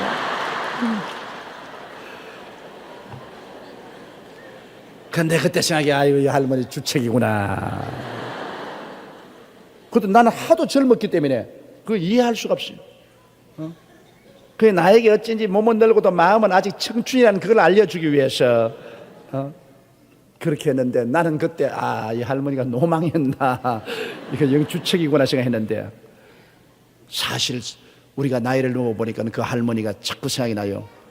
몸은 늙어도 마음은 늙질 않아요. 몸 늙었다고 해서 젊은 사람들이 에이 이게 오지 마세요. 아유 왜 자꾸 귀찮게 자꾸 와서 말 붙여요, 이러면 슬퍼져요. 왜? 몸은 늙어도 마음은 늙지 않았으니까. 그럼 우리 바울이 말한 것이 참말입니다. 그 사람은 후패하나 속은 날로 새롭도다. 할렐루야. 속은 새로워져. 그 사람이 후패하지 속은 날로 새로워져. 그것이 바로 우리 영혼은 늙지 않는다는 증명인 것입니다. 이거 뭐 할머니 이야기 나오다가 온갖 이야기 다 했네. 38절요. 마침 이때 나 와서 하나님께 감사하고 예루살렘의 구속됨을 바라는 모든 사람에게 이 아기에 대하여 말하니라. 자, 이 할머니도 꼭 성령님의 인도를 받아서 그때 딱 와서 예수 그리스도를 만나보고 난 다음에 예루살렘이 구속되고 하나님의 구원의 손길이 임한 것을 거기에는 모든 사람에게 말을 했다. 야, 이 아기가 바로 구주가 된다고 그냥 사람들에게 이야기를 했어. 39절요. 주의 율법을 쫓아 모든 일을 피하고 갈릴리로 돌아가 본 동네 나사렛에 이르니라. 하나님이 율법을 쫓아서 명령한 그 모든 결례 예식을 다 행하고 난 다음에, 그러고 난 다음에 이제는 나사렛으로 돌아가서 그 나사렛에서 이제 거하게 되는 것입니다. 그런데 그 중간에 일어나는 과정은 여기에 생략하고 있습니다. 왜냐하면 그렇게 하고 난 다음에 요셉과 마리아는 예수 그리스도를 데리고 애굽으로 도망을 친 것이 있습니다. 헤롯이 죽이려고 함으로. 그래서 그 베들레헴 주변에 2살 이하의 어린 남자들은 다 죽였습니다. 그러니 예수 그리스도 한 분이 구주로 오기 위해서 얼마나 많은 생명이 죽었는가. 그렇죠. 그 많은 2살 이하의 모든 남자아이들은 다 죽였습니다. 그럴 때 성령의 지시를 받아가지고서 요셉과 마리아는 예수님을 데리고 애굽으로 도망을 했습니다. 애굽에서 있다가 그 다음에 헤롯이 죽었다는 소식을 듣고 그 다음에 나사렛에 돌아온 것입니다. 그 사이의 그 스토리는 여기에서는 빼놓았습니다. 그 다음 40절요. 아기가 자라며 강하여지고 지혜가 충족하며 하나님의 은혜가 그 위에 있더라. 원래 뭐 예수 그리스도 하나님이십니다. 하나님이 사람이 된 거로. 그 속사람 하나님의 신성은 조금도 변하지 않습니다. 그러나 육체는 어린 아기로서 성장하는 것이니까 육체는 자라고, 그리고 육체는 강해지고, 그리고 육체적인 그런 지혜는 충족하며 하나님의 은혜가 그 위에 있더라. 하나님이 그를 돌보시고 있다. 그 속사람은 하나님이지. 그러나 그 사람은 이것은 육신이니까 육신이 자라고 건강해지고 지혜와 총명이 아주 뚜렷하게 그렇게 나타나는 것입니다. 41절에요. 그 부모가 해마다 유월절을 당하면 예루살렘으로 가더니, 유월절은 바로 이스라엘 백성이 430년 동안 애굽에 종살이 하다가 해방되어 나온 그것을 유월절로 기념을 하는데, 이스라엘 백성들은 유월절에 예루살렘에 가서 예배를 드리며 함께 보내는 것을 그들의 소원으로 알고 있습니다. 그러므로 우리 우리들에게 크리스마스가 기가 막힌 축제인 것처럼 유대민족에는 유월절이 기가 막힌 축제인 것입니다. 그 6월절에는 온 식구들이 다 모이고 예루살렘에 가서 하나님께 예배를 드리는 이것이 그들의 소원인 것입니다. 그런데 남자 아기는 12살이 되어야 6월절 날 예루살렘 성전에 가서 함께 예배를 드릴 수 있는 자격이 주어집니다. 그러므로 예수님이 1살부터 시작해서 12살 때까지 무엇을 했는지는 성경은 기록하고 있지 않습니다. 그러나 예수 그리스도께서 12살 되어서 예루살렘의 6월절 제사를 지내러 가는 그때의 한 장면을 여기에 설명을 하고 있는 것입니다. 우리 42절을 읽으십시다. 예수께서 12살 될 때 저희가 이 절기의 전례를 쫓아 올라갔다가 그러니까 이제 12살이면 이제 자격이 주어지니까 함께 부모 따라서 예루살렘에 올라갔었습니다. 43절에요. 그날들을 마치고 돌아갈 때 아이 예수는 예루살렘에 머무셨더라. 그 부모는 이를 알지 못하고. 자, 이 부모가 꼭 예수님을 꼭 데리고 다니는데 그만 너무 바쁘다 보니까 예수님은 예수대로 내버려 놓고 부모들 자기 일에만 분망하고 그들은 제사를 다 마치고 난 다음에 예루살렘을 떠나버렸는데 예수님은 홀로 예루살렘에 남아 있었습니다. 이거 우리가 이미 심장에서 합니다. 우리가 종교의식에 너무 바빠가 그거 한다가 예수 잃어버릴 때 많습니다. 교회 오고 교회에서 가고 하나님 사업한다고 복잡하게 왔다 갔다 하다가 시간이 없어 성경 못 읽고 기도 못하고 그만 종교의식을 하다가 예수님을 잃어버릴 때가 많습니다. 그 목사님이 목회하다가 예수님을 잃어버린 목사 많습니다. 새벽에 일어나고 저녁 늦게까지 주의 사업한다고 카운셀링하고 신방하고 이 하다가 자기 개인은 그만 지치고 피곤해져. 하나님 말씀 깊이 묵상하고 기도하고 주님을 경배하는 주님과 같이 하는 시간을 갖지 않아서 실컷 목회한다고 하다가 나중에 자기는 예수님을 잃어버린 때가 많습니다. 그래서 왜 목사들이 번아웃이라고 합니다. 완전히 그냥 아예 그냥 불타버린 완전히 지쳐버려가지고서 노이로제가 돼가지고서 목회 못하고 물러앉는 그런 목사들이 많이 있습니다. 번아웃. 그건 왜냐? 예수님을 주의 사업하다가 예수님을 잃어버린 그런 사람이 되는 것입니다. 이러므로 제가 여러분에게 늘 매일같이 성경 5페이지 읽고 30분 이상 기도하라는 것은 예수님을 놓치지 말라 그 말인 것입니다. 여러분, 이 세상살이에 그냥 아침에 일찍 나고 저녁 늦게 누우며 수고와 고생하라고 사업한다고 뛰어다니다가 예수 놓쳐버려요. 거의 실컷 종교는 가지고 왔다 갔다 하다가 예수 놓쳐버리고 말면 이 세상 사는 것이 아무 의미가 없어지고 마는 것이죠. 예수 그리스도의 부모는 종교의식하다가 그만 예수를 잃어버렸습니다. 예수님은 예루살렘에 혼자 남아있는데 그들은 출발해버렸었어요. 44절요. 동행 중에 있는 줄로 생각하고 하룻길을 간 후 친족과 아는 자 중에서 찾되 45절에 만나지 못하며 찾으면서 예루살렘에 돌아갔더니 그 다음 46절에 사흘 후에 성전에서 만난 적 그가 선생들 중에 앉아서 저희에게 듣기도 하시며 묻기도 하시니. 자, 하룻길을 그저 예수님이 어디 있겠거니 하고 생각하고 하룻길을 그저 섞여서 서로 이야기하고 그렇게 하면서 갔다가 하룻길을 여관에서 자려고 이제 그때야 예수님을 찾습니다. 얘 어디 갔노? 하고서 일가 친척 사이에 찾아보니까 온데 간데 없단 말이에요. 아이고 예수님 잃어버렸구나. 그래가 요셉과 마리아가 그냥 둥그린 가슴을 안고 그때야 말로 그냥 허덕허덕하면서 돌아온 길로 예루살렘으로 가서 예루살렘에서 온 천지 사방을 허덕이고 찾습니다. 그러다가 사흘 만에 성전에 가보니까 성전에 예수님이 계시더라. 이걸 꼭 알아야 돼요. 오늘날도 여러분 예수님이 잃어버리면 사람들이 예수님 찾겠다고 그냥 가정재단으로 뛰어가고 산기도원으로 뛰어가고 허둥지둥 하는데 예수님을 찾으러 어디 오냐? 성전으로 와야 되는 것입니다. 예수님은 성전에 와서 계셔요. 성전에 와야 예수님을 찾지. 예수님 성전에 찾지 않고 다른 데 돌아다니면 못 찾습니다. 그리스도를 찾기를 원하는 사람은 교회를 와야 돼요. 왜냐하면 하나님께서 이 땅에 교회를 세워놓으신 이유는 교회가 바로 천당 가는 주막집이기 때문인 것입니다. 교회가 무심한 곳이 아니에요. 뭐 교회 안 가도 좋다. 나는 우리 가정재단 찾는다. 가정에서 우리끼리 모여 가정에서 나는 산기도원에 간다.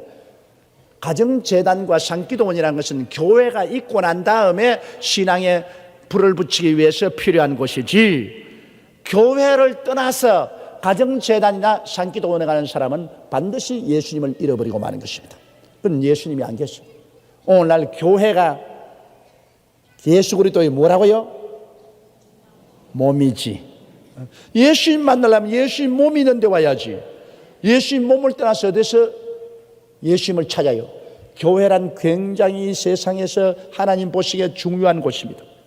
교회는 바로 예수님이 이 지상에 가져온 천당이요, 교회는 바로 예수 그리스도의 몸이요.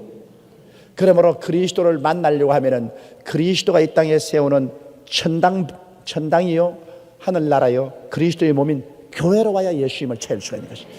교회를 떠나시는 그리스도를 여러분 모시고 살 수 없습니다. 그러므로 나는 무교회주의다, 나는 교회 안 가고 내 혼자 예수 믿는 사람 치고 예수 그리스도를 잃어버리지 않은 사람 한 사람도 없습니다. 어찌하는지 자원 은혜로운 교회든지 은혜롭지 않은 교회든지 교회는 교회입니다. 교회 가야 돼요.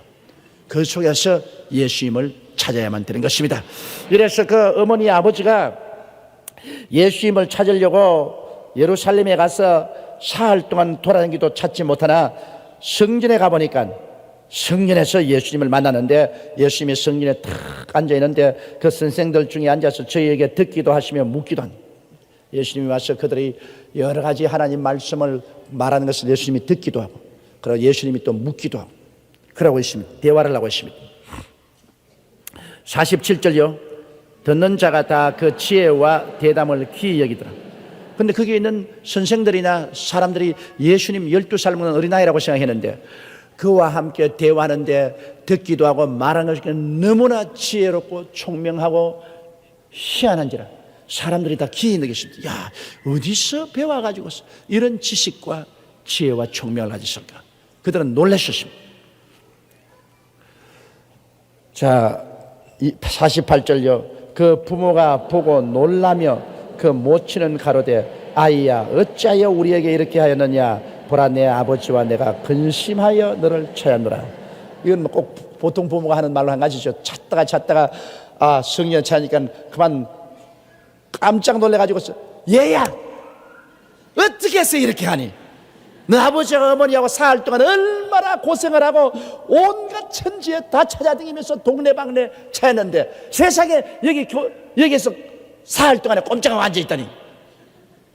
이거는 보통 어머니가 애정어린 소리로 다 할 수 있는 일인 것입니다. 지금 아마 마리아가 그때를 생각하면 굉장히 우스울 겁니다. 적어도 하나님을 보고 그렇게 말을 했습니다. 하나님을 보고 큰 소리 해도. 그러나 마리아는 요셉과 함께 그리스도를 정말 뜨겁게 사랑하고, 그래서 그리스도를 잃어버리고 얼마나 사흘 동안 고통을 하고 염려를 했는지 모릅니다. 그러므로 그는 예수님을 만나자 말자 짜증어린, 그러나 애정에 충만한 그러한 우지점을 했습니다. 49절요.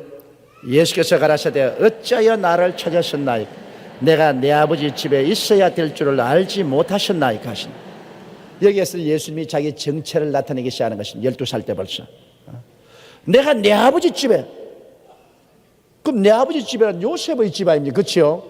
요셉이 아버지라면 나사렛 아버지 집에 가 있어야 되는데, 예수님께서는 성전에서 이게 내 아버지 집이라고 하십니다. 그러므로 거기에서 벌써 예수님은 당신이 하나님의 아들인 것을 정체를 드러내 놓으신 것입니다. 육신의 양아버지는 요셉입니다. 그러나 어머니 어찌하여 내가 내 아버지의 집에 있어야 할 줄을 그걸 몰랐습니까? 성령으로 나를 잉태하고 하나님의 그 계시를 받아서 내가 하나님의 아들이라는 것을 번연히 아시면서 하나님의 아들이 하나님 집에 있을 걸 그걸 왜 몰랐습니까? 그 말 한마디에 마리아가 할 말이 없죠. 자기의 무식함을 통탄할 수밖에 없어. 거기에서 예수님께서는 자기가 하나님의 아들인 것과 하나님인 것과 메시아인 것을 뚜렷이 말하십니다. 내가 우리 아버지 집에 있어야 될 것 당연한 일이죠. 하나님의 성전은 하나님의 집인데 거기에 하나님의 아들이 와 있는 게 뭘 이상하냐? 왜 사흘 동안 이리저리 동네방네 찾고 다니느냐? 바로 날 찾으려고 하던 직행으로 아버지 집에 왔으면 아버지의 아들이 거기 있는 걸 알 것인데 그 말인 것입니다. 여기에서 예수님은 강하게 12살 때 벌써 당신은 메시아요, 하나님의 아들이요, 하나님이 친아버지인 것을 뚜렷이 그때 인식적으로 깨닫고 계셨습니다. 그 다음 50절, 양친이 그 하신 말씀을 깨닫지 못하더라. 이거는 양친이 말 듣고 벙어요.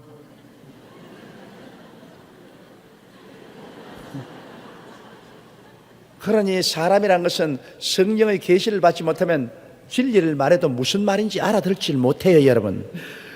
예수님이 너무 뚜렷이 말했지 않습니까? 내 아버지 집에 내가 있어야 될 줄 아시나이니까. 아버지 집이라 무슨 또 아버지가 또 하나 있나? 이상하다.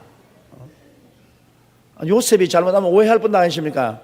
요셉이 내 아들도 아닌데 또 아버지가 있다 그런 거 보니까 내 마누라가 또 다른데 어떻게 잘못해가지고 또 나은 거 아닌가? 잘못하면 오해할 것. 버벙해요. 요셉도 버벙하고 마리아도 벙해가지고 이게 무슨 말인가? 세월이 흘러가서 그들은 분명히 알았죠. 그때는 감히 12살 먹는 예수님께서 그렇게 뚜렷하게 메시아 선포를 할 줄은 꿈에도 몰랐기 때문인 것입니다. 그 다음 51절에요. 예수께서 한 가지로 내려가사 나사렛에 이르러 순종하여 받드시더라. 그 모친은 이 모든 말을 마음에 두니라. 예수님께서 육신으로는 요셉과 마리아의 아들인 이상 그 집에 자랄 동안에 그 요셉과 마리아를 잘 받들고 그리고 순종을 했다고 말하셨습니다. 예수님이 육신으로는 자기의 할 임무를 다했다. 그가 30세 될 때까지 아버지와 함께 양아버지 요셉과 함께 목수일을 했다. 그 양아버지는 목수였으니까 거기에서 쟁기도 만들고 칼도 갈아주고 여러 가지 농기구도 만들고 그러면서 예수님은 목수로서 그 생계를 이끌어가고 있습니다. 근데 요셉은 일찍이 죽은 것 같습니다. 보니까 마리아가 예수 이외에는 아기를 낳지 않았다고 가톨릭에서는 말하는데 그거는 거짓말이고 성경은 예수님의 형제와 자매들이 분명히 성경에 기록되어 있어요. 예수님 낳고 난 다음 마리아는 요셉을 통해서 여러 명의 자녀를 낳았습니다. 그러고 난 다음에 요셉은 일찍이 죽었습니다. 왜냐하면 예수님이 30세 돼서 공생애로 나갔을 때 예수님의 어머니는 예수님을 늘 따라다니고 예수님의 동생들도 따라다니지만 아버지라는 말은 없습니다. 요셉은 일찍이 죽었어요. 또 남자니까 또 먼저 갔어. 그러니까 예수님이 온 가족을 부양했습니다. 예수님께서 요셉이 가고 난 다음에는 그가 목수일을 해서 어머니와 동생들을 육신의 동생들을 잘 돌봐주고 길러주셨습니다. 그러므로 예수님은 한 인간으로서도 충실했다. 자녀로서 충실했고 한 가정에서 책임자로서의 인간으로서도 자기의 모든 책임을 다하는 충실한 삶을 씁니다. 그리스도에게 흠이 없어요. 도덕적으로도 흠이 없고 그리고 사회생활에서도 윤리적으로도 흠이 없고 가정을 돌보는데도 흠이 없었습니다. 이러므로 예수님은 완전히 흠이 없고 점도 없이 살아신 분입니다. 원래 죄 없이 태어나고 인생을 살면서 전혀 죄 없이 살았기 때문에 모든 인간의 죄를 대신 짊어지고 십자가에 올라갈 수 있는 유일하게 자격을 가지신 분이신 것입니다. 그러므로 우리의 모든 허물진 죄를 대신 짊어지고 예수님이 십자가에서 청산할 수 있는 그런 자격이 계신 분이신 것입니다. 근데 그 모친 마리아는 예수 그리스도의 모든 언어 심사를 마음속에 깊이 간직하고 있습니다. 비범한 아들이 아니다는 것을 알고 간직하고 있었습니다. 52절요. 예수는 그 지혜와 그 키가 자라가며 하나님과 사람에게 더 사랑스러워 가시더라. 예수님은 지혜도 날이 잡수시면서 이제 점점 더 꽃피어가고 키도 예수님이 자라고 하나님과 사람에게 더 사랑스러워 가시더라. 그 요세푸스가 역사가가 기록한 예수 그리스도에 대한 이야기를 보면 그리스도가 그렇게 미남이었답니다. 그 요세푸스에 보면 예수 그리스도의 손이 그렇게 손발이 이쁠 수가 없었대요. 예수님의 손과 발이 굉장히 이쁘고 그 몸매와 그 모습이 장엄하고 굉장히 이뻤다. 그럴 거 아니겠습니까? 하나님의 아들인데 하나님께서 예수 그리스도를 그렇게 멋있게 만들어 놓을 거 아닙니까? 우리가 다 예수의 형상을 담겠다 했는데 예수의 형상이 이렇게 삐뚤어지게 만들어 놓으면 우리가 다 이렇게 삐뚤어지게 되면 이게 어떻게 되겠습니까? 하나님께서 그리스도를 모델로 새로 하나님이 인류의 조상으로 예수를 만들지 않습니까? 아담 하와 이후로 타락한 것, 새로운 마지막 아담으로 예수 그리스도, 새로운 인류 조상으로 만들고 모든 사람이 그리스도의 형상을 닮게 하는, 이건 그리스도를 하나님 모델로 새 인류의 조상으로 주님께서 만드셨는데 그 그리스도가 얼마나 아름다웠겠습니까? 기가 막히게 그리스도가 미남이고 장엄하고 아름다웠을 것입니다. 한번 봤으면 좋겠어. 우리가 마음으로는 예수님을 늘 흠모하고 영으로는 그리스도를 우리가 기도하는 중에 상상해보고 하지만은 참으로 그리스도를 육신에 있는 그 모습으로 바라보고 그 음성을 듣고 그 옷자락을 만져보았으면 참으로 좋았겠다 그런 생각을 합니다. 그러나 우리는 며칠 후 그리스도를 얼굴과 얼굴을 마주대고 다 보게 될 것입니다. 우리 염려 근심 다 사라지게 되고 말 것인 것입니다. 우리는 모두 다 그리스도를 품에 품고 우리는 함께 영원히 살게 되는 것입니다. 우리가 가는 저 세상에는 시간과 공간의 차별이 없습니다. 이러므로 여러분 시간과 공간에 대한 개념이 있기 때문에 우리 지금 생각으로는 상상을 못해요. 온 구원받은 인류가 요런 공간에도 다 들어가서 살 수가 있습니다. 요런 데도. 그건 왜냐? 우리가 말하는 지금 시간과 공간이라는 이런 개념이 없습니다. 이러므로 그리스도 한 사람이 온 구원받은 만민들과 동시에 같이 앉아서 이야기할 수 있습니다. 그게 공간을 초월한 것입니다. 그리고 수만리 밖에 있는 사람도 그저 만나기를 원하기만 하면 눈 깜빡할 사이에 그 자리에서 같이 만나요. 시간의 차별이 없습니다. 그러니까 뭐 시간의 차별이 없으니 언제나 순식간에 만나고 싶으면 그대로 만나고, 공간의 차별이 없으니까 혼자 한 사람만 일대일 때 만나는 게 아니라 한꺼번에 수만 명, 수천만 명을 순식간에 한꺼번에 다 만나서 이야기할 수 있고.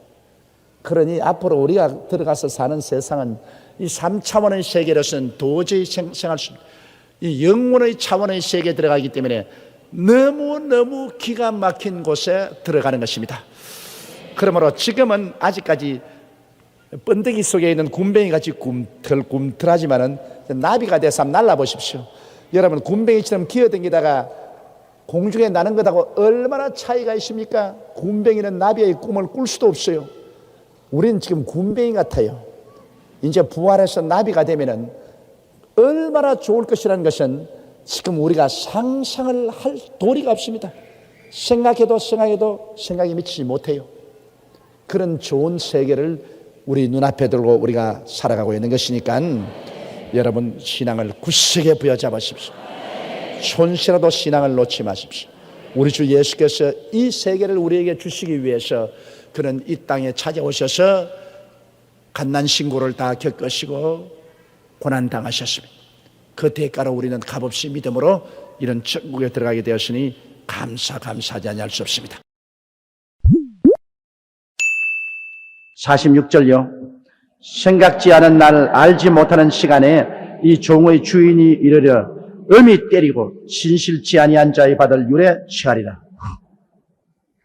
우리 주님이 오시는 날은 생각지 않은 날 알지 못하는 시간입니다. 생각지도 않은 날 알지 못하는 시간에 주님이 오신다. 여러분 노아 홍수도 그렇지 않습니까?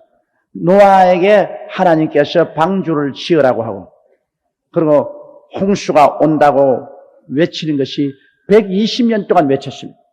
노아가 방주를 짓는 동안에 120년이 걸렸는데 그 120년 동안 그는 나가서 홍수가 온다고 외쳤습니다. 모든 사람들이 다 비웃었습니다. 저는 100주의 홍수가 오더니 그때는 아직까지 노아 때는 하늘에서 비가 내리지 않았었습니다.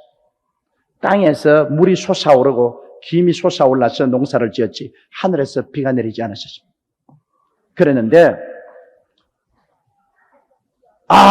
생각지 않은 때 알지 못한 시간에 갑자기 하늘 문이 열리고 하늘에서 비가 막 쏟아지고 땅에서 물이 솟아오고 그때야 놀래가지고서 노아의 방주로 뛰어가니 하나님이 이미 방주문을 꽝꽝 닫아버린 줄. 그 옆에 가서 그냥 매달리고 손톱으로 핥히고 해도 문이 열리나요? 다 죽고 말았습니다. 주님 오실 날도 노아의 때와 같다. 그렇게 말했죠. 먹고 마시고 시집가고 장가가고 정신이 없어 언제 주님이 오신다 그런 소리 하지 말라고 하는 그때 생각지 않은 때 알지 못하는 시간에 순식간에 주께서 호령과 천사장의 고함과 하나님의 나팔로 하늘로 쫓아 강림하시느니 두 사람이 자다가 한 사람은 들려 올라가고 한 사람은 남고 두 사람이 아침 밥 해먹으려고 맷돌을 갈다가 한 사람은 들려 올라가고 한 사람은 남고 두 사람이 밭에서 대낮에 일하다가 한 사람은 들려 올라가고 한 사람은 남고 그때 벌써 주님 말씀하실 때 지구가 둥글다는 것을 보여준 것입니다. 왜? 우리 한국에 밤중에 자면은 저 중동에는 아침이 되어서 맷돌 갑니다. 왜냐하면 아침 식사 맷돌 갈아서 식사해 먹으니까. 그러나 영국에는 한낮입니다. 대낮입니다. 그 지구가 둥글다는 건 이미 주님께서 말씀하셨잖아요. 자다가 천당에 올라오고 아침 식사하다가 올라오고 대낮에 일하다가 올라오고 우리가 생각지 않은 날에 알지 못하는 시간에 주님이 오시는데 그날과 그 시는 알지 못하도 그 때는 우리가 짐작할 수 있어요. 제가 유럽에 갈 때마다 그걸 뼈저리게 느낍니다. 열발꾸락 시대, 열국이 정비되어 있을 때, 열불 시대, 열국이 합칠 때, 고라파 중심. 그때 주님이 오시게 되는데 지금 고라파는 이제 국경이 다 허물어져가고 경제적으로 통합되어 버리고 국경도 없어지고 그리고 이제는 곧장 고라파 연방정부가 설립이 되고 대통령이 생겨나면 그건 이제 눈앞에 이루어질 것입니다. 왜냐하면 고라파 연방국회도 다 블란세 스트라스부르크에 이미 설립되어 있으니까 연방 대통령만 생겨나면 다니엘의 예언이나 계시록에서 요한의 예언이 이루어진 것입니다. 거기에서 적그리스도가 생겨나는 것입니다. 그러면 주님 오실 날이 이제는 다가올 것입니다. 그날과 그 시는 몰라도 그 때는 우리가 짐작할 수 있는 것입니다. 그러므로 지금 그 때가 지극히 가까이 와서 우리가 그 가운데 지금 살고 있습니다. 역사적인 거대한 변천 속에 살고 있습니다. 그 날과 그 시는 모릅니다. 그 때는 우리가 알고 있습니다. 그 날과 그 시가 언제 올지 모르기 때문에 우리는 깨어서 기도해야만 되겠는 것입니다. 정신을 차리고 예수님을 열심히 믿고 성령 충만하고 깨어 있어야 돼요. 세상 잠에 떨어져서 그만 하나님 나라를 잊어버리는 그런 어리석은 자가 되지 말아야 되겠죠.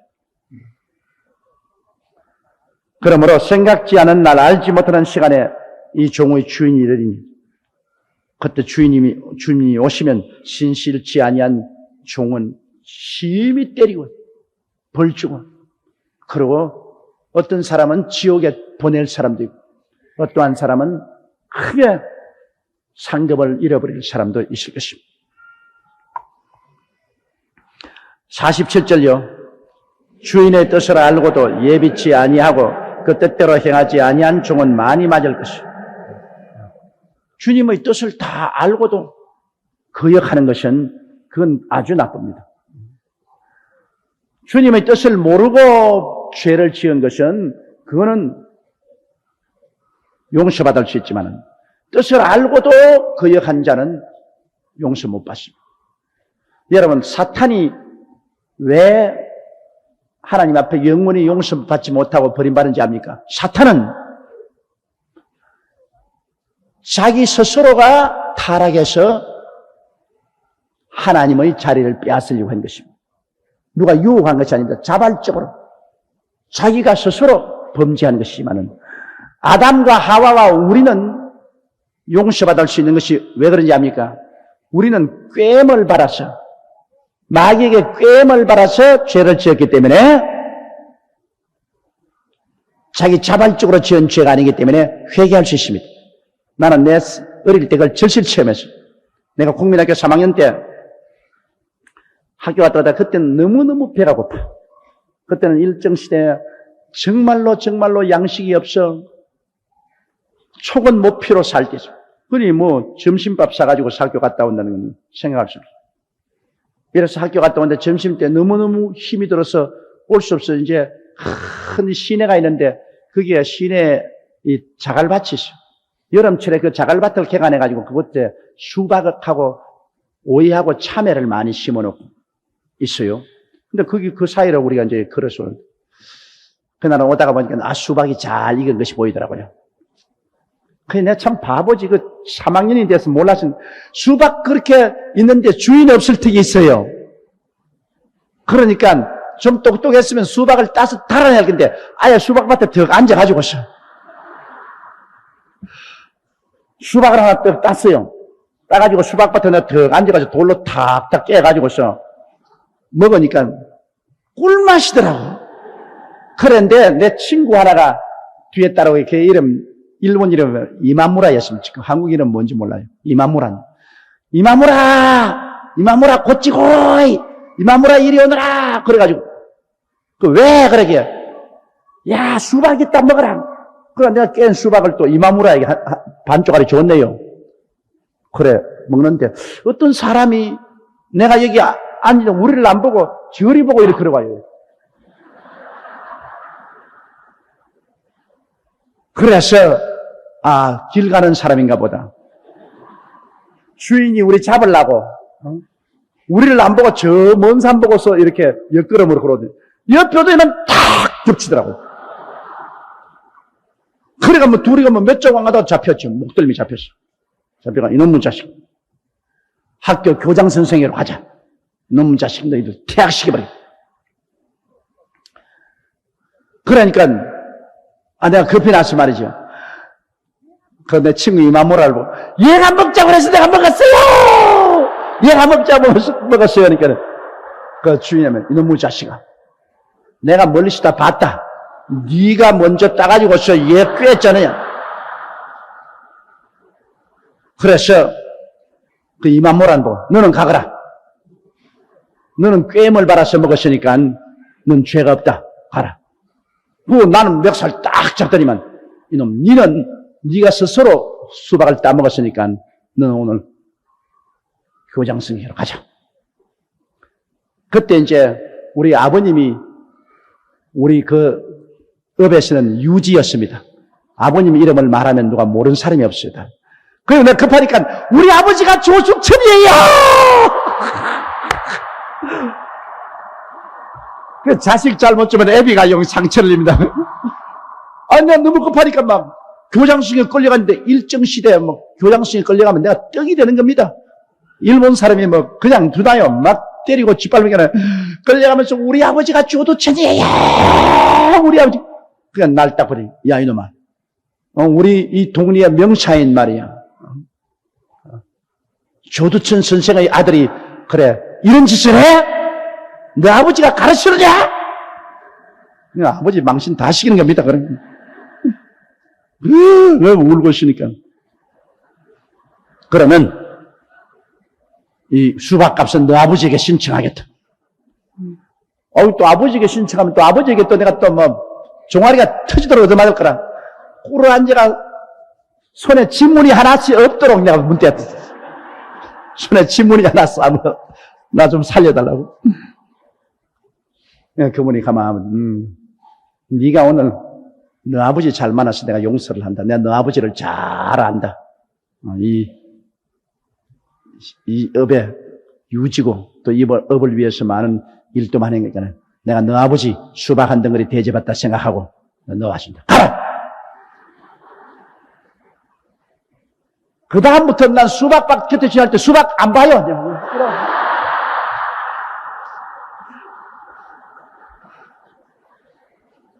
거기에서 느낀 것은 진짜 오리지널로 죄 짓는 사람하고 꾀임을 받아서 죄를 짓는 하고는 틀리는구나. 그걸 내가 알았어. 그 마귀는 오리지널로 죄 지은 놈이야. 자기가 자발적으로 하나님의 보좌를 찬탈하려고 하다 쫓겨났고, 아담과 하나는 꾀임을 받아가지고서, 꾀임을 받아서 타락했기 때문에 마귀는 영영 돌이킬 수 없어도 사람은 꾀임을 받아서 했기 때문에 돌이킬 수가 있는 것입니다. 그러므로 사람들은 회개하면 돼요. 마귀는 회개가 안 돼요. 오리지널 죄지기 때문에 회개가 안 돼요. 그러나 사람은 회개하면 돌아올 수 있는 것입니다. 여기도 보면 청지기가 주님의 뜻을 알고도 술 먹고 방탕하고 하나님 사업을 안 했으면 이는 하나님 앞에 보통 맞는 것이 아닙니다. 그러나 그 주인 따라서 뭣도 모르고 그 청지기 따라서 같이 행동한 사람은 같은 죄를 지었을 때 뭣도 모르고 그렇게 했기 때문에 그 사람은 하나님 앞에 덜 꾸중을 받습니다. 우리가 주님 믿고 나도 그렇지 않습니까? 예수 믿고 난 이후에 죄를 지으면 반드시 회개하고 그 대가를 지불해야 됩니다. 그러나 예수 믿기 전에 지은 죄는 하나님도 모르고 예수님도 모르고 천당도 모르고 지옥도 모를 때 지은 죄니까 예수 믿기 전에 지은 죄는 회개하고 하나님 청산해버립니다. 예수 믿고 난 다음 지은 죄는 반드시 그냥 입술로 회개한다면 안 됩니다.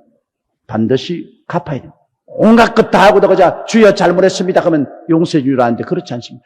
믿기 전에 알지 못하고 지은 죄는 그건 주님께 회개하면 용서받아요. 그러나 믿고 난 다음에 하나님도 알고 천당도 지옥도 알면서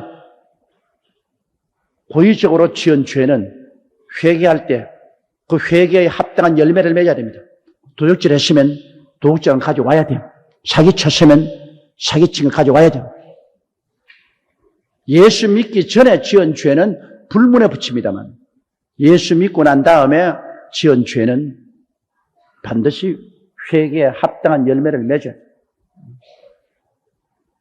자기가 힘이 없으면 와가지고서 무릎을 꿇어 사정하라고 용서를 받으면 모르겠거니와 나는 하나님께 회개했으면 되었다까지 그 사람이 어떻게 상관할겠냐. 이렇게 되면 이것은 완전히 도덕적으로 무너지고 마는 것입니다. 그건 기독교 신앙도 아닙니다.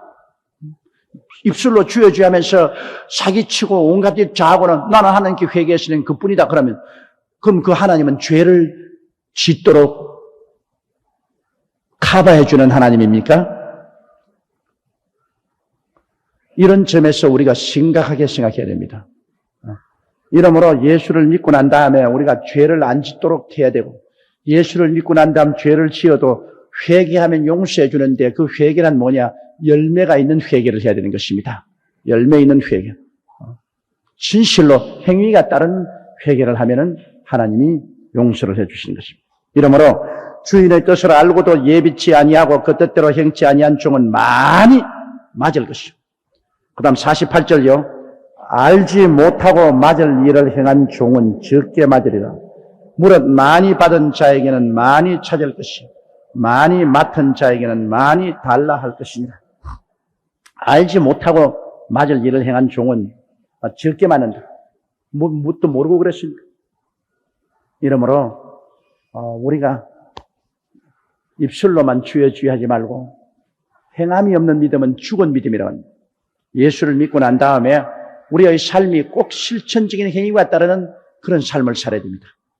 나는 예수 믿고 났으니까 내 마음대로 살아도 괜찮다. 그렇게 생각하면 안 됩니다. 오늘날 그런 사람들이 많아요.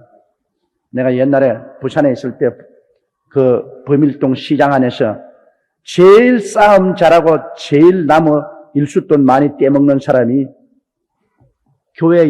모교회 여집사였습니다. 얼마나 말도 잘하고 싸움도 잘하고 나무 돈도 잘 떼먹고 그러면서 또 전도도 또 잘한다고요. 그 전도가 전부 욕이 됩니다. 사람들마다 만나가 예수 믿으라고 얼마나 좋다고, 예수 믿으라고. 그러고 그냥, 점포에 앉아서 땡매랭이 같이 찬송하는 잘 부르고, 그런 모든 사람들이 다 비웃습니다. 예수 믿는 게 저 모양이냐. 직업 보고 미웠어도 예수 안 믿겠다. 전도하면 할수록 더 모욕이 되는 거죠. 더 욕이 돼요. 그 생활과 행위가 덕이 되는 사람이 전도하면, 야, 그 사람 본받을 만한 사람이야. 존경스러운 사람이야. 그 말 참 들을 만하다. 그러지. 자기 행위가 예수 그리스도를 모욕되게 하는 행위를 하면서 그리스도를 전도한다는 것은 오히려 그리스도에게 욕을 돌리는 그런 행위가 되고 마는 것입니다. 49절요. 내가 불을 땅에 던지러 왔노니 이 불이 이미 붙었으면 내가 무엇을 원하리요. 예수님이 불을 붙이러 왔다는 것은 무슨 불이냐? 천당불을 붙이러 왔다는 것입니다. 이 땅에 하늘나라를 세우러 왔다. 그게 회개의 불을 붙이는 것입니다. 성령이 오셔서 회개의 불을 붙여서 이 땅에 하늘나라를 세우는 거예요. 예수님이 오시기 전까지는 이 땅은 아담과 하와이로 사탄이 임금이고 귀신들이 이 세계를 점령을 하고 사람들을 하나님께로 돌아가지 못하게 하고 도둑질하고 죽이고 멸망시키는 일을 했는데 예수님이 오셔서 예수님이 임금으로 천사들이 군대로 둘러싸고 하늘나라의 역사가 일어나서 죄는 용서받고 성결한 생활이 일어나고 병은 고침받고 귀신은 쫓겨나가고 저주는 물러가고 사망은 사라지고 하는 천국의 생명의 역사를 주님이 일으키러 온 것입니다. 바로 그것이 바로 예수님께서 내가 불을 땅에 던지러 왔더니 회개의 불을 던지러 왔습니다. 그리고 구원의 불을 던지러 온 것입니다. 이 불이 이미 붙었으면 내가 무엇을 말해요? 예수님께서 이 불 붙이러 오셨는데 그냥 불이 붙나요? 십자가에 못 박여 몸짓고 죽었다가 부활해야 그때로부터 불이 붙기 시작하는 것입니다. 그러니 우리 주님께서 십자가에 올라가서 죽고 장사 지나고 부활할 이 거대한 사역이 이루어질 때까지 주님이 얼마나 마음이 민망스럽고 괴롭겠습니까? 모르면 모르는데 주님은 알고 계시거든요.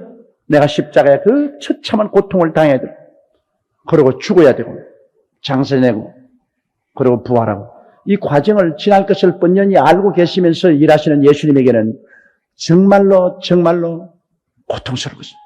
정말로 괴로울 것입니다. 이러므로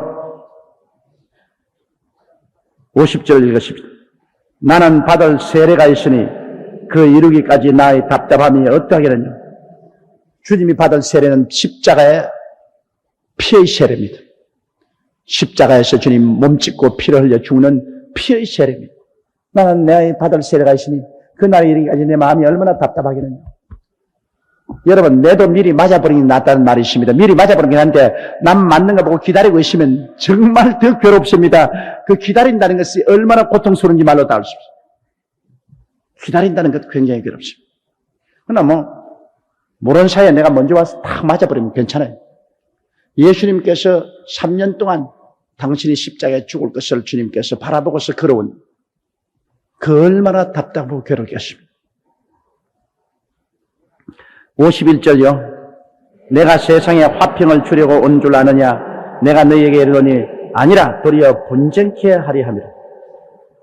우리 예수 그리스도의 복음을 믿으면 내 마음속에 하나님과 내 사이에 화평이 다가오고 그리고 내 마음속에 평안이 오고 또 믿는 자들 가운데서 서로 화평이 다가오지만은 그러나 예수 그리스도의 복음이 들어온 것은 화평을 가져오는 것은 예수 믿고 난 이유고 예수 믿지 않는 세계 속에는 분쟁을 가지고 온 것입니다.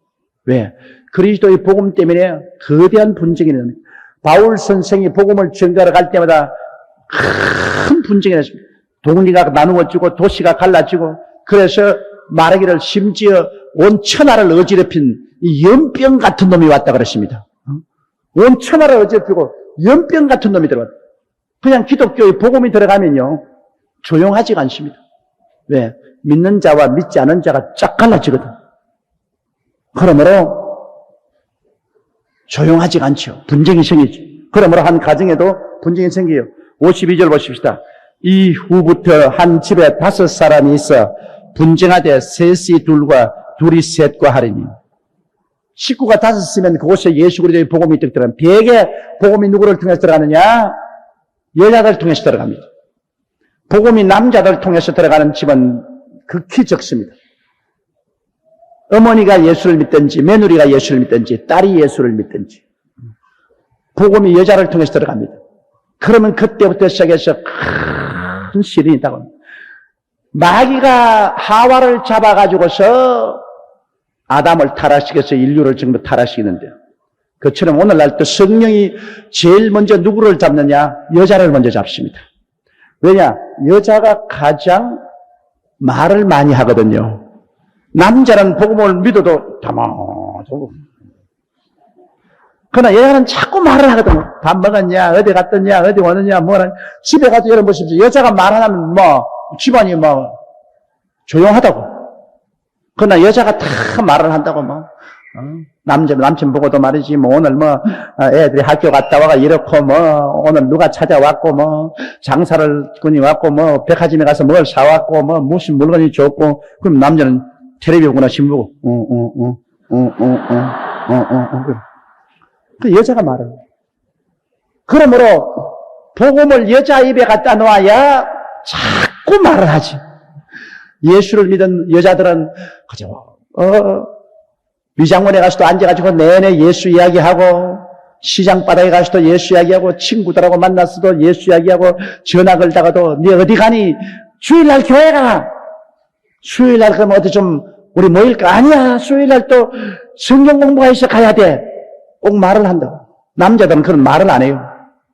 이러므로 마귀도 여자의 입을 잡으려고 하고 성령도 여자의 입을 잡고 그러면 가정에 이제 대개 복음이 들어오면 제일 먼저 부인이 예수를 믿으면 그때부터 점잖은 남편은 막 부인이 예수 믿는 거 내버려 두었다가 이제 끌려 나옵니다. 그러나 그렇지 않은 남자는 무시무시하게 반대합니다. 무시무시하게 반대하고 부인을 욱박지르고 협박하고 이혼하자 그러고 그래가지고서 부인이 예수를 믿어서 가정에 일대 풍파가 지나고 난 다음에 그 다음 온 가정이 다 회개하고 돌아온 데가 많아요. 또 며느리가 들어와서 예수를 믿으면 그때부터 시작해서 풍파가 들어와서 남편 그 다음 시아버지 시어머니 온 가족이 풍파가 일어납니다. 근데 대개 보면 딸이 예수 믿어가지고서 가정을 변화시키는 것은 거의 없어요. 고운 도둑놈이 돼가지고서 그저 지 혼자 예수 믿다가 시집 살짝 가버리면 보이지만 대개 가정을 뒤엎어놓은 것은 부인이나 며느리가 들어오면 뒤엎어놓아요. 예수 믿는 며느리 들어와도 온 집안을 뒤엎어놓습니다. 그리고 예수 믿는 부인이 들어와도 집안을 변화시켜요. 이러므로 예수 그리스도의 복음이 들어오면 화평을 가지고 온 것이 아니라 내가 분쟁을 가지고 왔다. 그리스도의 복음이 처음 들어오면 전투가 끝날 때까지는 큰 분쟁입니다. 그러므로 앞으로 여러분 천당 올라가면 모조리 높은 자리는 여성들이 다 차지할 것입니다. 거의 이 땅에서 남성이 구원받은 사람들은 거의 대개가 부인의 손에 끌려서 예수를 믿게 될 것입니다. 이러므로 우리 한국이 소망이 있는 것은 한국에 우리 여성 성도들이 많다. 여성 성도들이 많다는 것은 장차 남편하고 자식들이 다 주께로 돌아올 가능성이 굉장히 많습니다. 그러므로 우리 한국의 여성 성도가 1천만이면 쉽게 3천만이 예수 믿게 됩니다. 그 2배, 3배가 될 가능성이 있어요. 부인들이 조금만 분발해서 기도를 하면 믿게 돼요. 왜냐하면 가정에서 가정주부나 또 어머니나 그분들이 하는 것을 거스려 가지고서 좋을 게 하나도 없어요. 좌우간 집안에서 부인이 편안해야 온 가정이 다 편안해요. 여자가 편안하지 못하면 온 가정이 다 편안하지 못해요. 그러므로 참으로 저도 태어날 때부터 지금까지 여자들하고 살지만은 아직까지 여자가 누군지 모르겠어요.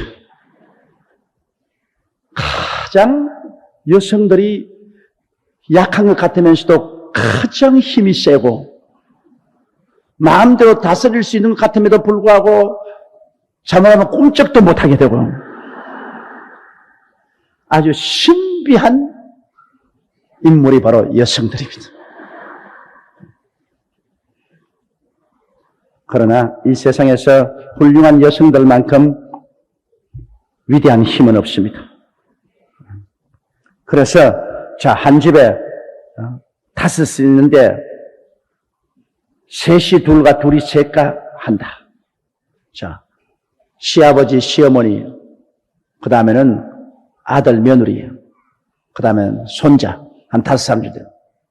그러면 반드시 둘, 셋으로 나눠져요. 예수 믿으면. 53절 보십시오.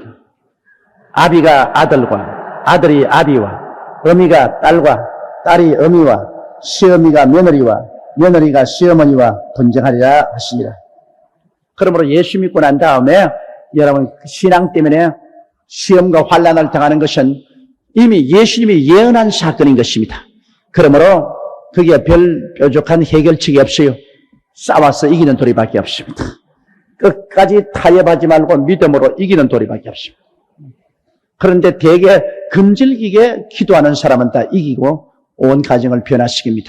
이러므로 제가 늘 결혼할 때 늘 하는 말이 믿지 않은 가정에 시집까지 말라고 하는 이유가 계십니다. 큰 고생을 안고 들어갑니다. 결혼이라는 것은 남편하고 자기만 좋으면 되는 줄 아는데 실제 그렇지 않습니다. 우리 한국은, 서양은 뭐 둘이 좋으면 되지만 한국은 가족하고 결혼하게 되는 것입니다, 여러분. 예를 들어 말하면 시집을 오는데 내 남편만 좋으냐? 그렇지 않습니다. 시아버지, 시어머니, 온 가족 식구가 있습니다. 그러므로 제 1차로 남편과 결혼이 되고 그 다음에는 온 가족과의 결혼이 되는 것입니다. 그러면 그 온 가족이 예수를 믿지 않는 곳에 며느리가 들어가서 신앙생활을 하려고 작정을 해보십시오. 그때부터 다가오는 핍박과 고통이란 눈물겹습니다. 그럼 자기가 신앙을 포기하든지 안 그러면 신앙으로 정복하든지 둘 중에 하나를 해야 되니까 얼마나 힘듭니까? 이러므로 제가 늘 결혼할 때 믿지 않은 자와 멍에를 같이 하지 말라는 성경 말씀은 기억이 납니다. 너희는 믿지 않은 자와 멍에를 같이 한다는 것은 결혼해서 같이 사는 것을 말하는 것입니다. 성경의 바울 선생은 믿지 않은 자와 멍에를 같이 하지 마라. 빛과 어두움이 어찌 같이 하며 우상과 하나님의 성전이 어찌 같이 하며 벨리알과 그리스도가 어찌 같이 하며 빛과 어두움이 어찌 같이 하겠느냐. 그렇게 말했습니다.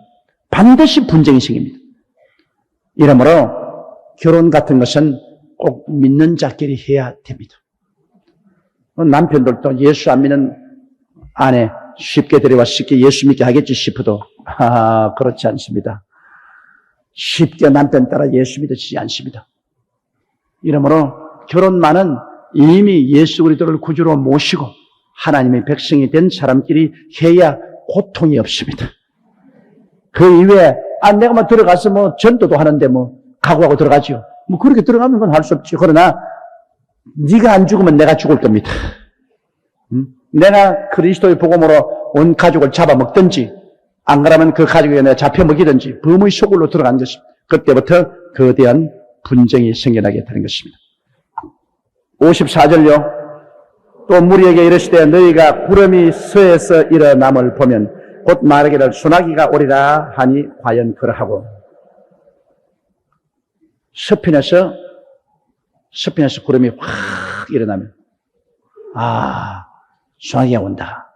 아침에 동쪽에 구름이 꼈는데 북새가 확 물들면 날씨가 흐리겠다. 저녁에 석양에 북새가 아주 불고면 날씨가 좋겠다. 남풍이 확 불으면 아이고 뜨거운 태양열이 다가오겠다. 이건 경험적으로 잘하는 거예요. 사람들이 다 경험해가지고서 그러한 청기를 잘 알아요. 지금 뭐 미국에는 너무너무 더위가 들어와서 오늘 보니까 600여 명이 더위를 먹고 죽었다. 미국 같은 나라에도 더위가 와 에어컨 없는 집에 사는 사람이 600여 명이나 숨이 막혀서 죽었다. 요번에 제가 영국 런던에서 집회하는데 호텔에 에어컨이 고장이 났어요. 얼마나 더운데 미치겠어요. 베란다에 나와 앉아있다고요, 밤에. 잘 수가 없어. 너무 더워가지고. 베란다에서 바람이 부는 그 바람 맞이하러. 베란다에서. 사람이 너무 더워도 살 도리가 없어요. 너무 추워도 못 살지만. 그럼 우리가 경험을 통해서 이런 청기를 알죠. 남풍이 불면 보면 말하기를 심히 데우리라 하니 과연 그러하다. 그럼 56절요. 외식하는 자여 너희가 천지의 기상은 분별할 줄 알면서 어찌 시대는 분별치 못하느냐. 이 엉터리더라 그 말입니다. 너희가 청기는 안다. 뭐 동쪽에 불고면 그날 날이 흐리고 서쪽이 해질 때 불고면 날이 맑고 이 남풍이 불어오면 날씨가 뜨거워지고 그런 건 잘 알면서 세월이 어떻게 되는지 모르냐? 어떻게 됩니까? 전쟁과 전쟁 소문이 끝이 없이 나고 처체 지진이 일어나고 그리고 기근이 있고 온역이 있고 그리고 무서운 일들이 자꾸 사고가 생겨나고 이런 환경의 변화는 주님이 뭐라고 말했습니까? 성경에. 주님이 오시기 전에 전쟁과 전쟁 소문이 나고 처체 지진과 기근이 있고 하늘에서 무서운 징조가 생겨나고 이러한 일이 일어나거든 고개를 들어 하늘을 쳐다보라 주의 강림하실 날이 가까웠다고 말한 것입니다. 더구나 무화과나무의 비유를 들으라. 그 싹이 나고 잎이 피면 곧 여름이 온 줄 알거니와 이것은 곧 인자가 몸 밖에 온 줄 알아요. 무화과나무의 비유는 뭡니까? 무화과는 이스라엘을 말하는 것입니다.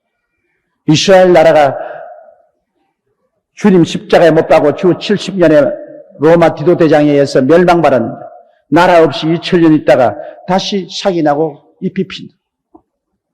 1945년 5월 15일 날 와이만트 대통령을 중심으로 이스라엘이 독립국가가 되고 난 다음에 이제 당당하게 중동에 이스라엘 국가로서 강대한 나라로 서 있는 것입니다.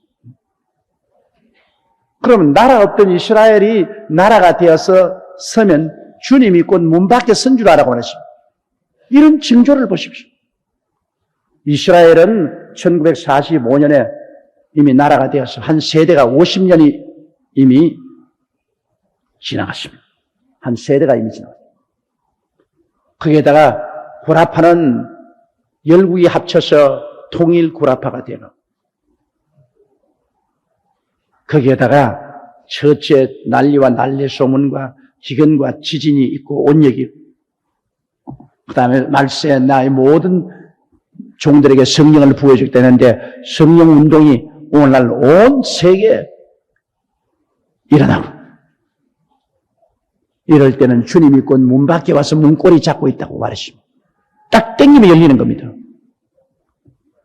그러면 이 기상은 알면서 이렇게 역사적으로 환경적으로 일어나고 있는 말세의 징조는 알지 못하느냐 이 엉터리더라. 주님께서 그렇게 말한 거죠. 그러므로 우리는 이런 징조들을 여러분 무심히 지나가면 안 됩니다. 이스라엘은 세계의 시계입니다. 역사의 시계입니다.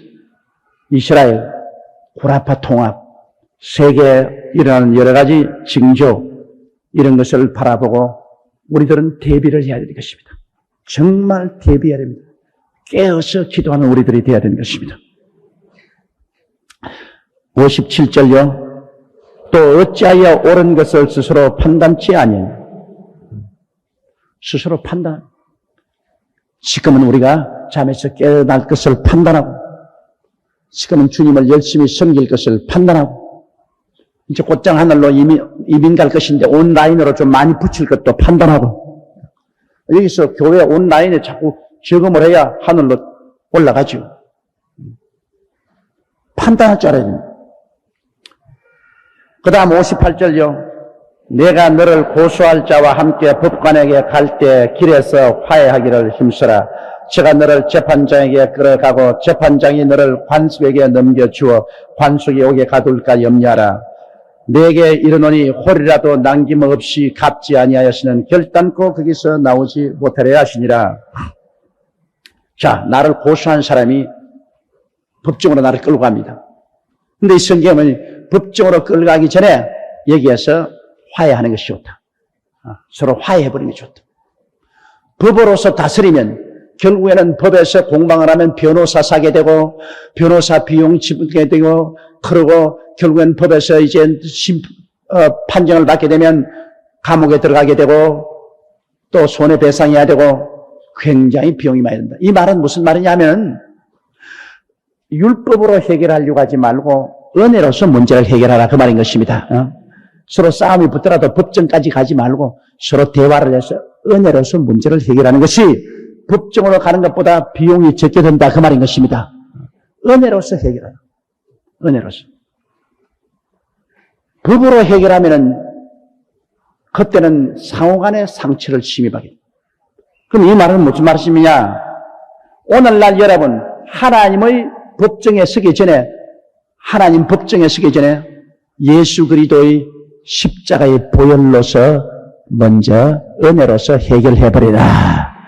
우리가 죄를 지었는데 우리를 여러분 지금 모세의 율법이 우리를 고발하는 겁니다. 우리를 고발하는 건 다른 아닙니다. 모세의 율법이 우리를 고발하는 거예요. 율법이 넌 죄인이니까 너는 하나님께 심판받고 지옥의 감옥에 들어가라. 그래서 우리를 정죄했는데 우리가 죽음의 그날이 다가오기 전에 빨리 화해를 해버려야 돼요. 어떻게 화해합니까? 예수님을 믿음으로 화해가 될 수 있는 것입니다. 주님 앞에 서기 전에 빨리 화해해버리면 그 다음 우리는 죄 없이 되고 그리고 구원을 받고 천당에 올라가는 끝까지 하나님과 화해하지 아니하고 법정에 서게 되면 그때는 심판을 받고 불과 영으로 탄 못에 들어가고 피할 수 없습니다. 세상 일도 안 하죠. 세상 일도 은혜로서 해결하는 것이 제일 좋습니다. 서로 대화하고 화해하는 게 좋지. 이거 법적으로 끌고 가면은 그때는 비용이 많이 듭니다, 여러분. 날 통역하던 키 조그마한 김 변호사 있잖아요. 미국 변호사. 그런데 김 변호사 전문에 보고서 너 내 해외 선교한테 자꾸 따라다니면서 이거 변호도 못하고 돈을 많이 못 버리니까 미안하다 그러니까 걱정하지 마세요. 1년에 몇 건만 하면 1년 살아요. 그럼 그래서 내가 1년 몇 건 하는데 그래 이겨야 되지 않냐 그게. 에이 목사님 아무도 모르네. 우리 변호사는 이겨도 돈 벌고 저도 돈 벌고 다 버린 거예요. 우리는 의뢰인하고 계약을 해서 딱 돈을 챙기기 때문에 이기면 이긴 만큼 보너스를 더 받고 지면 저도 수수료는 그대로 다 받고 목사님 걱정 마세요. 목사님 따라다니면 끔찍한 사건 몇 건씩 생기면 1년에 몇 건만 하면 1년 먹고 삽니다. 나 그 말 듣고 깜짝 놀랐어요. 그러니 결국 고발하면 고소한 사람도 깍두기 베끼고 고소당한 사람도 깍두기 베끼고 결국은 둘이가 다 법정에서 나올 때는 빈손으로 나오게 되고 누구만 부자가 되느냐? 변호사만 부자가 된다. 그 말인 것입니다. 이러므로 이 성경도 법정까지 가지 말고 가기 전에 서로 은혜로서 화해하는 것이 훨씬 좋다. 그러면 나중에 법정에 들어가서 손해도 면하고 또 감옥살이도 면할 수 있다. 그런 지혜를 가르치면서 이것이 결국 무슨 의미를 하느냐? 나중에 하늘나라 법정에 서기 전에 이 땅에 살 동안에 하나님과 미리 화해해버려라. 예수님의 십자가 보혈을 믿고 화해해버리면 나중에 하나님 앞에 심판되었을 필요가 없다. 이 말을 가르친 것입니다.